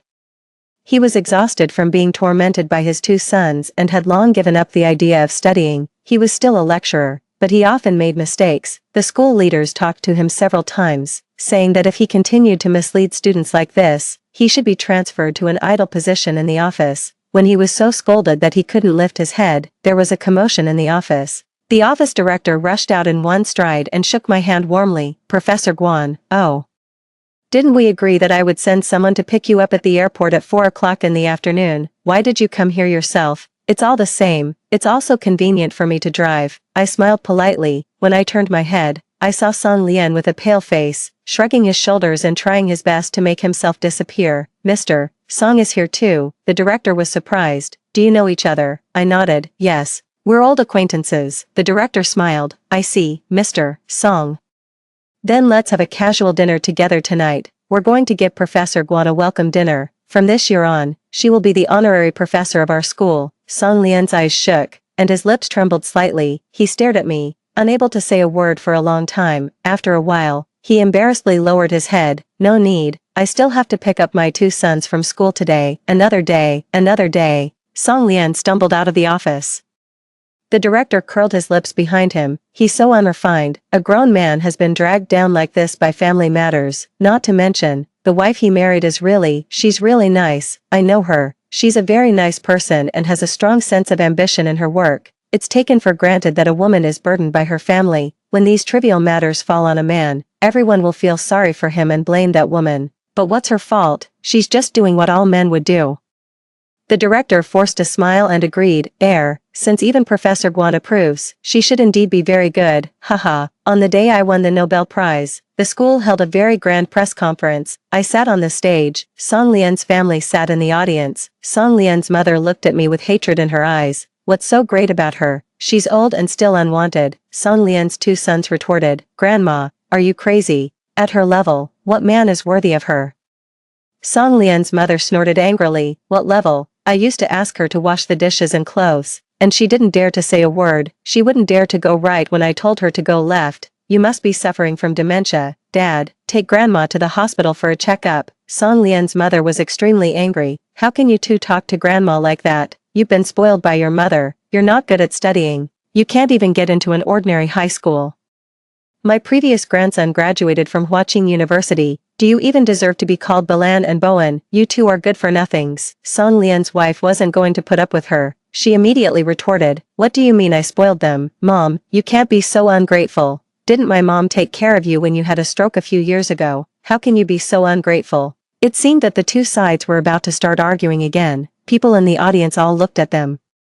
And the security guards also walked in this direction. Song Lian blushed with embarrassment. Stop making a racket. What kind of place is this? If you keep arguing, get out of here. Finally, it quieted down. Song Lian raised his head and looked at me under the spotlight. There were faint tears in his eyes. When it came to the audience's question and answer session, Song Lian couldn't wait to stand up and grab the microphone. Guan Yu, Professor Guan, I want to ask you. Song Lian's gaze circled around his two sons and then he asked me with a hint of relief, do you think your life is complete? Aren't you really regretful that you didn't get married in this life and don't have your own children to carry on your legacy? I raised my head and looked at the bright red banner hanging above the auditorium. Warmly congratulate Chinese scientist Guan Yu on winning the Nobel Prize. Chinese scientist, Guan Yu. I curved my lips. Yes, I don't have my own children, but I have them. I stretched out my hand and pointed to the audience. Most of them were students majoring in my field. They read the books I wrote, the papers I wrote, and listened to my lectures. They don't look like me, but they think like me. I don't have children to inherit my genes, but I have students to inherit my thoughts. In the long river of time, genes may be interrupted, but brilliant civilizations will last forever. My life is very fulfilling. Thunderous applause rang out in the auditorium. It lasted for a long time. Epilogue 1. I walked out of the hotel arm in arm with my young boyfriend and accidentally bumped into Song Lian. Song Lian was stunned for a few seconds, his eyes full of disbelief. Didn't you say that you don't need love? I shrugged. Not having men in my eyes doesn't mean not having men by my side. Now that my career has reached its peak, the tight string in me has relaxed. It's understandable to have some entertainment. I'm just an ordinary person and also have worldly physical desires. Don't expect me to be a saint just because I've achieved great success in my career. The path that successful women walk is already difficult enough. Don't forcefully add moral labels to us. A look of being deceived flashed across Song Lian's face. How can you be so shameless? You're corrupting public morals. You. Before he could finish speaking, several security guards rushed over nervously. Professor Guan, are you okay? Who is this person? Do you want us to drive him away? I nodded indifferently. He's a crazy fan. Song Lian was quickly dragged away. His thoughts were really ridiculous.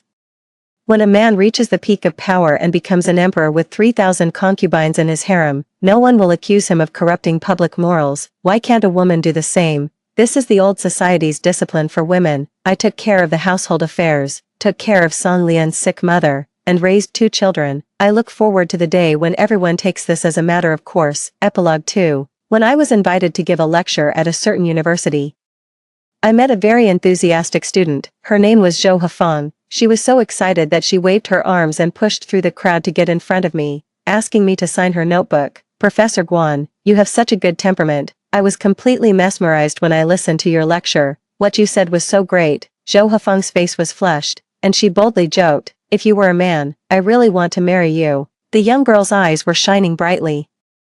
Full of admiration and longing, I took her notebook and shook my head with a smile. Don't marry me, be me. The essence of a girl's admiration for the strong is also a longing for power and success, but the social discipline that exists everywhere from childhood to adulthood makes them only want to be the ones illuminated by the moonlight. They never think that when the light shines on you, you can indeed be seen, but when the light moves away, you have nothing. You should become the moon. Zhou Hafeng was stunned and looked down at the name on the notebook in a daze. Guan Yu. Story 2. For a long time, my entrepreneur boyfriend and I subsisted on plain steamed buns in our rented apartment until one day, I saw his name on a list of young entrepreneurs. Not only was he the CEO of a rival company, but he was also worth billions. On my birthday, my boyfriend used a generic, unpackaged supermarket cake for my birthday cake. He inserted a candle into the small cake, smaller than my palm, that he had freed from its vacuum packaging, and turned off the lights, telling me to make a wish. I stared at the flickering candle in the dark. Eventually, I reached out and tousled his fuzzy hair, then vigorously rubbed his slightly coarse but pleasantly textured short hair. Wang Chenqing, this is what you bring for my birthday cake. Do you think you're being funny? In the dark, he grabbed my wrist and then simply pulled me into his embrace. But last year, when I ordered a cake for your birthday, you scolded me for wasting money. His voice carried a hint of hurt. This year, I didn't waste money. How good are these unpackaged French-style cakes? Cheap, economical, and we can eat them for 3 more days. 2. Me and my boyfriend, Wang Chenqing, we are known as the poor couple of Building 21, Unit 4 in our complex. Perhaps because I had once vigilantly watched over the fish sold by our neighbor, Wang Dajia, at the supermarket downstairs, so she always loudly proclaims in the hallways that I am a young person who's unambitious and only after cheap deals. I leaned on the sofa, trying to use my feet to adjust the oscillating fan. Suddenly, someone grabbed my ankle. Wang Qingqing held my ankle with one hand while adjusting the fan's angle with the other. Don't sit in the draft all day, you'll catch a cold, a cold. I tugged at my collar to show him, I'm sweating like this. And you're talking to me about catching a cold? He lifted his thin eyelids to look at me, and I felt that if it weren't for his handsome face, I'd have surely kicked him. So, women really are contradictory creatures. He gave me a supermarket cake for my birthday, and I was still mad, but I didn't say anything. I wanted him to figure out why on his own. I watched as he gently released my ankle and slowly moved closer, and those eyes, growing increasingly dim. After 5 years with Wang Qingqing, I know him too well. I quickly grabbed a cushion to shield my chest. Listen, Wang Qingqing, not today. I'm not in the mood. Suddenly, my wrist was pulled. When I opened my eyes, there was a small watch on it, quite pretty. 3. This really was the most beautiful watch I had ever seen. It had many small, diamond-like details that sparkled as I moved my hand. Of course, I didn't actually think they were real diamonds. I tapped the arm of the person next to me. Hey, how much was this watch? He glanced at the watch on my wrist and then replied, 200 or 300, bought it online. Oh, I nodded, turned off the lights to save electricity, leaving only the TV on. I admired my new watch in the flickering light of the TV, its tiny, brilliant lights shimmering like a galaxy. Such a beautiful watch, and not even expensive. I was even more pleased, and I leaned over and kissed the corner of the mouth of the person next to me. He raised his eyebrows, and then, what happened next, went along with the TV and the gently swaying fan. It didn't matter anymore. The next day, when I went to work, I wore that watch. It was a delicate lady's watch, adorned with tiny diamonds that sparkled brilliantly under the sunlight. My colleague, Xiao Lu, sitting next to me noticed it and playfully nudged my shoulder with a grin. Did your boyfriend give it to you? I nodded, though in truth, I'm quite the social butterfly.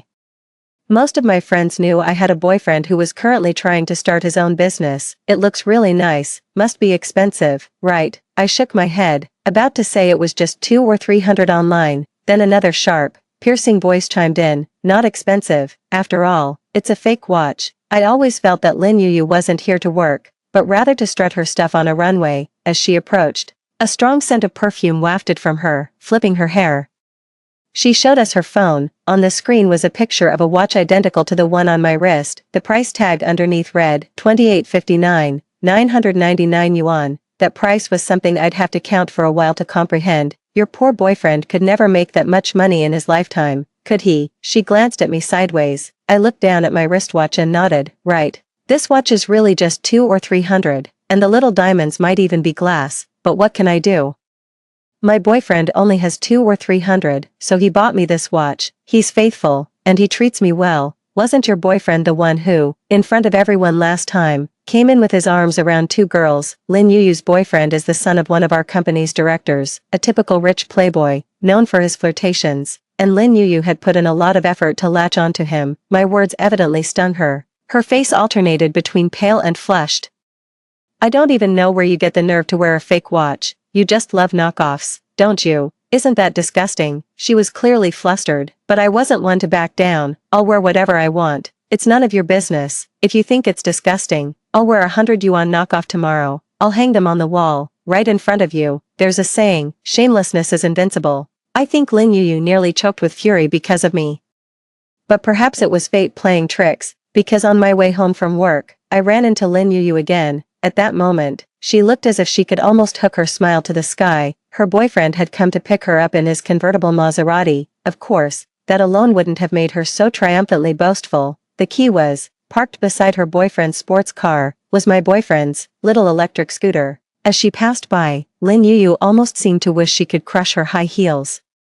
Getting into the car, she even waved at me. Bye-bye, oh Lu Huan, you must have a long way to go on that little electric scooter. Hope it doesn't run out of power halfway. As I watched them drive off, I sat on the back seat of Wang Qingqing's little scooter. Someone's waist felt very comforting, and I suppose that was my only consolation right now. What's wrong? Wang Qingqing raised an eyebrow and asked me. I told him it was nothing, and asked him to keep riding. The evening breeze was actually quite soothing, and sometimes, the shadow of the towering skyscrapers can be truly awe-inspiring. But the real kicker, when I saw the traffic jam during rush hour, and Lin Yuyu and their sports car stuck in the middle of it, I couldn't help but laugh. Clearly, they had been stuck there impatiently for quite some time, so, I waved at them from the back seat of my little electric scooter. I threw her words back at her. Bye-bye, we sped off. Riding through the streets, I laughed so hard I was bending forward and backward. Wang Qingqing, slightly exasperated, told me to sit properly. Do you know, as the wind whistled past, I wrapped my arms around his waist and spoke to him. There are two types of people I hate in this life. One is the rich, the other is liars. Suddenly, the electric scooter braked sharply, and I bumped into his back, rubbing my nose. I pinched his waist in annoyance. What's up? The man paused for a moment, then shook his head. It's nothing, the light bulb at home was broken. As I looked up, he skillfully climbed onto the chair and the dining table to replace the bulb that wouldn't light up. Wang Qingqing, tell me. I fiddled with the packaging of the new bulb, aimlessly nagging him. Do you think rich people are superior? As his pale fingers screwed in the bulb, I suddenly remembered, at the beginning of our relationship, he also knew nothing about these things. One thunderous night, the power went out suddenly, and we huddled in the corner of the living room, only to realize the next day that it was just the circuit breaker that hadn't been switched on. Since then, he had started learning to fix these things. After he fixed the light, he nodded for me to turn it on. I pressed the switch, and after a flicker or two, the living room was bright again. The man jumped down. He took a couple of sips from the glass I had just used. His Adam's apple moved up and down, quite seductively. Seeing that I kept staring at him, he sighed and responded, don't overthink it, everyone is equal. Oh, then Wang Qingqing. He glanced at me with a lift of his thin eyelids as he drank water. When are we getting married? He almost spit out his water. I knew my timing was off. He was starting a business, short on money, and my mother said, not looking for a perfect match, but at least the man I marry should be able to afford a beef noodle breakfast costing 20 yuan every morning, right now. Let alone beef noodles, even a bowl of plain vegetable noodles for 7 or 8 yuan was a consideration for us. Huan, about this, he habitually thought over it, tapping his fingers on the table. I need to prepare. Yes, he needed to prepare, and I actually have a lot of faith in Wang Qingqing, although he hasn't achieved much in the past few years and has been poor alongside me. He was a brilliant student in college, a well-known talent in our school. Even that stern professor affirmed that he would achieve great things in the future, and so, the matter of marriage was once again put on hold. Before going to sleep, I flipped through the calendar. Wang Qingqing and I had been together for over 5 years, but we still hadn't met each other's parents. I curled up in the soft, cozy bed, calculating how much money I could save after everyday expenses. His backpack was almost worn through, and I wanted to get him a new one before the year was out. Wang Qingqing starts work earlier than I do. As I stirred my thin porridge with chopsticks, tousling my hair, he hugged me from behind as usual and kissed me. He kisses me in a different spot each day. Today it was on the tip of my ear. He should have left after the kiss, but he lingered, leaning on the table for quite some time. After a pause, he asked, Huan, do you really hate liars that much? Sometimes his questions come out of nowhere. I nodded and tugged at his tie, squinting at him. Wang Qingqing, are you hiding something from me? His gaze was deep. When I pulled him closer, he looked at me without restraint. He smiled like a sly fox. No, wifey. He's definitely hiding something, but I couldn't figure out what. Like usual, I slid into my office seat just before the clock-in deadline, but today, there was something unusual on my desk, a gift box containing a lady's handbag. No one answered when I asked whose it was. Lin Yuyu, who was quite arrogant the day before, now looked at me as if I were her sworn enemy. I was utterly confused. Then someone gently tapped on my desk. Hi, I picked this bag for you, hope you like it. The one propping on the desk and smiling at me with a lifted fringe was Lin Yuyu's boyfriend, a company executive and a rich second generation. Lin Yuyu looked so annoyed, it was as if he wasn't her boyfriend at all, but my impression of him could be summed up in 9 words, the company's foolish rich second generation. Judging his intelligence by human standards wouldn't be appropriate. He'd be better measured against a primate. Clearly, something went wrong yesterday on that Maserati. He took an interest in me, who was sitting on the back of an electric scooter. My day was extremely annoying. It seemed wherever I went, he had to follow, even saying, woman, you've caught my attention. When I came out of the ladies' room and saw him still standing there with his arms crossed, I couldn't take it anymore. Mr. Qin, I'm sorry, but I have a boyfriend. Oh, but you're not married yet, are you? I rolled my eyes at him, but he kept talking calmly. There's a dinner party tonight. Join me. I ignored him and walked away in my high heels. It seems like one unpleasant thing follows another. This afternoon, Wang Qingqing told me he had a dinner party and wouldn't be home for dinner. I sent him a sulking cat emoji in annoyance, and he replied with a puppy emoji that seemed to brace for a scolding. Suddenly, I heard the sound of a car horn behind me. A car enthusiast friend once told me that you could tell the price range of a sports car just by its horn. But I thought the sports car Chin drove was the worst. The rich second generation who had been bothering me all day was now slowly driving his sports car behind me. Didn't I tell you to join me at a dinner party? The sun had set and he was still wearing sunglasses. I thought he must be out of his mind. Miss Liu, I can't help it if you don't respond to me, but I believe, don't want to get fired, do you? As I settled into the passenger seat of his Maserati, I was reminded of last night's conversation with Wang Chenqing. Are the wealthy really a cut above the rest? For someone like me, gripped by the throat of money, the answer is yes. I thought Qin Chen was going to take me to some work-related dinner, but apparently, I underestimated just how shameless he could be. He brought me to a private club. The lobby was quite upscale, but my impression of such places was only that the prices were ludicrously high for fools to pay. And luxury cars came and went as if they didn't cost a penny. A few pretentious garden scenes were set up, and they charged you an exorbitant fee as if it were a tax on your intelligence. However, it wasn't my wallet being drained. No matter the cost, I was indifferent. I had the misfortune of witnessing how a rich young heir could spend money like water, and soon realized, Qin Chen probably wanted to get me drunk, but he likely didn't know. I've been able to outdrink adults since I was 15 during New Year's visits. I picked up the bottle, ready for more, when I caught sight of a circle of men slumped around. Qin Chen was slurring something, arm around his cronies. Guard the drink, tisk. Not a single one who could really hold their liquor. I stood up, looking for the restroom. The club had rented out an entire courtyard. It looked small from the outside but was actually quite complex inside. At first, I couldn't find my way. Later, I couldn't keep walking, because I saw someone who looked strikingly similar to Wang Chenqing. I feared my vision was blurred from drinking too much, so I paused and followed him. He was with two other men. I took a deep breath. At our company's annual meeting, we always invited important figures, and I remembered Li He because he was young, and he managed his family's company efficiently. At that moment, this distinguished man was bending slightly to light Wang Chenqing's cigarette. I stepped forward to see if it really was Wang Chenqing. I bumped into a small ornamental pile of pebbles. The noise wasn't loud, but the courtyard was very quiet at night. Suddenly, I found myself locking eyes with the three of them, as I confirmed that the man in the suit and tie, who was being nodded and bowed at, was indeed Wang Chenqing. He immediately spat out his cigarette and quickly passed it to someone next to him. He explained in one breath, "I'm not smoking, honey." It was him. The person next to him almost dropped his lighter in shock. Then Wang Chenqing patted his shoulder and bowed his head with a smile. "Mr. Li, thank you for the cooperation. I'll contact you on Monday. I need to take my wife home." In the taxi, I slowly recalled the scenes and details of what had just happened.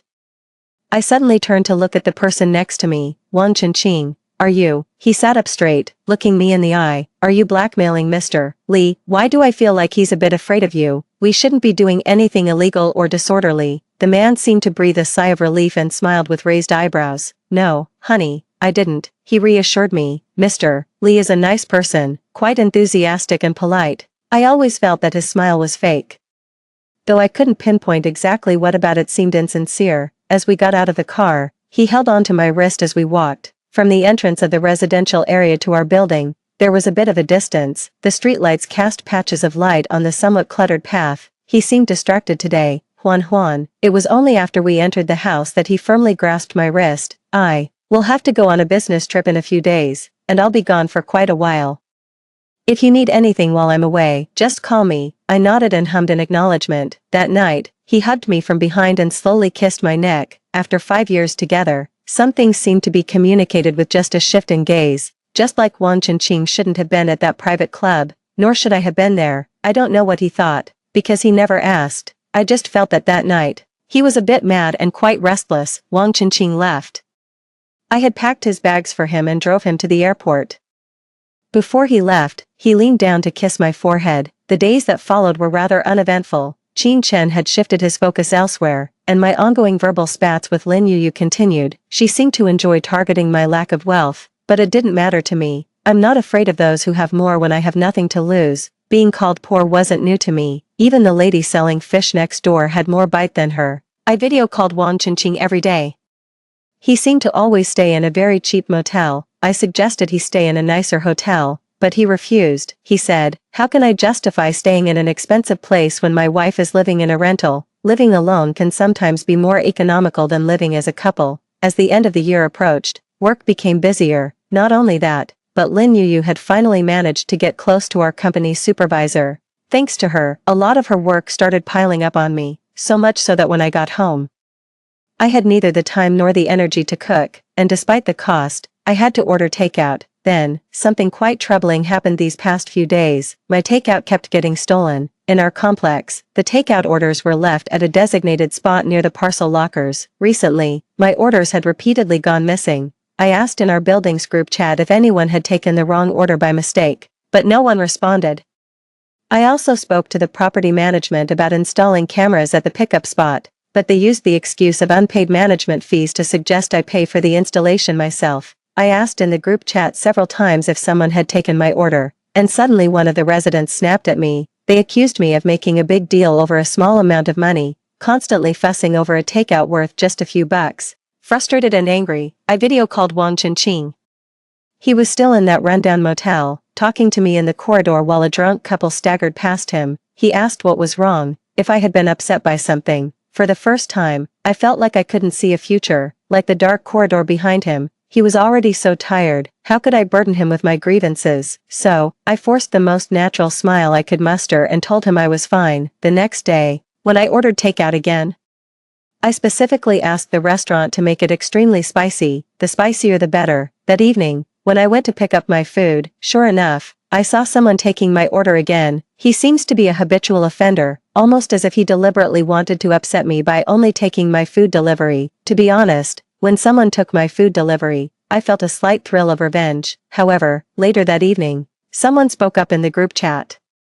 I never expected it to be the person who had ridiculed me earlier for fussing over a few bucks worth of food delivery. Who the hell put insanely spicy stuff in the food delivery? My kid ended up in the hospital with acute gastroenteritis because of it. Have you no morals or decency? Whoever loaded it with chili, you better show yourself and compensate me. He didn't mention at all that he had stolen the food delivery. Honestly, even if I'm usually calm, I was so furious at that moment that I felt like I could explode. In a fit of anger, I blurted out in the group chat that I had ordered the food and I was the one who made it insanely spicy, specifically to punish the thief who stole it. As a result, that resident added me on WeChat. He immediately sent me a QR code. The medical bills for my child are 5,800 yuan, plus 4,200 yuan for emotional distress. That's a total of 10,000 yuan. Compensate me. I won't ask you for compensation for my child's missed school days and other miscellaneous expenses. Honestly, I've never seen such a shameless family. The next day, that woman was causing a scene at my doorstep with her child. She accused me of being heartless and premeditated. She argued that her child was just playing around, that it wasn't really stealing, yet I had punished him so severely. He's just a child. Do you have to be so harsh? Her finger was pointed right at me, while the child cried pitifully on the side. Just for stealing a bit of your food delivery, you put so much spice in it. Do you realize that's illegal? Compensate us for the medical bills or we'll sue you. Rubbing my throbbing forehead, the person in front of me was clearly being unreasonable. Not to mention, how could a child continue eating something so spicy without spitting it out unless the family, looking to save money, forced him to eat it? They even threatened to sue me. But I really didn't have time to play these games with them. These days have been non-stop. Lin Yu seems to think I'm easy to bully, dumping nearly all her work on me, but I can't quit my job or voice my concerns. At a time like this, without money, I might not even be able to make ends meet. At 9:30 p.m., I got home and stared at the lawyer's notice stuck to my door. They really sued me. The charges were for administering a hazardous substance and excessive self-defense. My prior messages in the WeChat group, which hinted at revenge and intention, were used against me. I opened the lawyer's notice and read each page. My mother always said I was impulsive and too emotional. Now, I really regret it. I should have just said in the group chat that I like my food insanely spicy. Today, I hid the lawyer's notice before video calling Wang Chenqing, but for some reason, seeing his face, feeling the distance between us, a wave of grievances overwhelmed me. I didn't feel like crying when I received the lawyer's notice. I wasn't even upset knowing I couldn't afford a lawyer to fight the lawsuit, but seeing Wang Chenqing, hearing his voice, I just felt so wronged. At first, I could still talk about daily stuff with a smile, but as we talked, I started crying, unable to stop my tears. He kept calling my name over the phone. I hastily wiped away my tears before hanging up the phone. The next day, my boss asked me to work overtime. It was the first time I refused, the first time I just lay in bed, wanting to do nothing. I felt like I was about to be fired, and suddenly, I felt overwhelmed and indifferent. I couldn't stop thinking about the issues at hand, gritting my teeth. I wanted to confront that family, to argue. It was my food delivery that was stolen repeatedly. I was the one left hungry. Why should I have to pay? But I couldn't even afford a lawyer. At 11:30 in the morning, someone violently knocked on my door. I opened it to find a child standing there. It was the child who had been hospitalized because of the spiciness of the food in my delivery. Upon seeing me, he spit at me and harshly cursed. "Animal, you made me go to the hospital." His parents were not far off, staring at me. "Where's the money for my kids' medical bills? I don't want to settle this privately. See you in court where you'll have to pay even more." They threatened me early in the morning. I took a deep breath, but before I could respond, a kid suddenly bumped into me. The child was as strong as a young bull, causing me to lose my balance and bump my head on the door frame. My head throbbed painfully. "Who told you to hurt me? I'll kill you." I saw his clenched fist aiming for my face and instinctively closed my eyes, but the punch never landed. Instead, I heard a familiar voice say, "You know you're committing assault, right?" I couldn't believe it. Wang Chenqing, who was thousands of miles away in another city just yesterday, was now standing in front of me, holding the child by the collar. The kid was wailing and cursing. His words shockingly fell for his age. The parents, who had initially been spectators, rushed over frantically. They went to protect their child, but Wang Chenqing had already lifted him up first. "What are you doing? What are you going to do to my baby?" The parent was clearly panicked but relentless. "I want you to pay for the medical expenses. What dare you do to my baby?" But Wang Chenqing responded calmly, his voice steady and his hand gradually tightening. "Medical expenses, sure, 10,000 for a fracture. So, can I hit him?" In the hospital outside the ward, no one expected Wang Chenqing to actually follow through. The parents were crying and cursing, threatening to sue us. Wang Chenqing leaned lazily against the wall, completely indifferent to the noise. His clothes were a bit messy. I had called him yesterday, and he had rushed over this morning. His tie was askew, and I reached out to straighten it, which caused the parents next to us to grumble discontentedly, accusing us of colluding and being morally corrupt. In reality, Wang Chenqing hadn't hit hard at all. Even the doctors joked that if he had been any later, the child would have been able to run around. Yet the parents made a huge scene, and the child wailed loudly. It seemed that finally annoyed by the noise, Wang Chenqing looked up at them and said, "Is it just money you want? How much?" The woman seemed stunned by his presence for a second or two, then, perhaps realizing that we were not wealthy, she grew more confident. 200,000. I heard someone beside me scoff softly. 200,000. Is that all you ask for your only chance to scam someone? The woman, clearly thinking the same, confirmed, "Yes, I want 200,000. Can you afford it? Everyone knows you're the poorest in this building. Your bank account number," Wang Chenqing said, interrupting her impatiently. The woman scoffed and rolled her eyes disdainfully. As she recited her bank account number, Wang Chenqing kept his head down, apparently busy with something on his phone. Seconds later, the woman's expression turned particularly colorful, as if Wang Chenqing had indeed transferred that much money. "Once you receive the money, don't bother my girlfriend, or you might consider trying to mess with her." Wang Chenqing's tone suggested he could easily cover the medical expenses. I was dragged all the way here by Wang Chenqing. He seems very familiar with this place, but suddenly, I have many questions about him. "Wang Chenqing, where did you get so much money? Did you max out your credit card? Where are you taking me?" "It seems we're in a hospital's underground parking garage, but we originally came here by taxi." "Huan, actually, I am very wealthy." He held my wrist and suddenly spoke to me with utmost seriousness. I forced a smile, trying to keep my tone light. "Haha, what are you talking about all of a sudden?" But the next second, I saw the headlights of a Ferrari parked in a nearby corner flash twice, and Wang Chenqing was holding car keys in his hand. He had always told me that the Ferrari key he carried was a lighter. In high school, I had a classmate from a wealthy family whose brother drove this type of sports car. It was my first time in a luxury sports car, and I thought I would never get a second chance in my life. The interior of the car is not very spacious, and after getting in, we both fell into a prolonged silence. I didn't know how to start asking. Wang Chenqing was leaning over the steering wheel, his head buried in his arms. It took a long while before I heard him speak. "This car is mine. And this hospital, it's also owned by my family, perhaps." This is the most absurd scene in the world. My boyfriend of 5 years, whom I thought was penniless, tells me he is actually very rich. What did I actually say to him that day? I said, Wang Ching, stop joking. I said, it's okay if you don't have money, we can earn it. I said, no way, you couldn't have lied to me for so long, you couldn't have. The watch I gave you last time is worth over 2 million. You can check the official website or get it appraised. My smile was strained. Frozen on my face, the lighting in the underground parking was dim, and the incandescent light fell into his deep gray eyes. After a long while, I finally found my voice. Why did you hide it from me for so long? Do you remember when we met at the English corner in college? You said then that you hated rich people the most. The person in front of me lowered his eyes, his voice sounding as if it might break at any moment. At first, I just thought saying I was poor would make it easier to get close to you, but later, I didn't know how to untangle the lie. So you've been lying to me for 5 years, Wang Ching. I wanted to look him in the eyes, but he wouldn't meet my gaze. Are you stupid? I grabbed his shoulder, wanting to hit him, but when I actually raised my hand, I couldn't bring myself to do it. I rested my forehead against his chest, realizing my voice was soft and hoarse. Last spring, when my gastritis was acting up, you told me you were busy with work. I never told you, I said. In February this year, we ran out of money at home and for 2 weeks, we lived on plain porridge together. Just now, when you sent that boy to the hospital, do you know how scared I was? I was terrified that another lawyer's letter might show up at our door, scared that I might never see you again, big young master.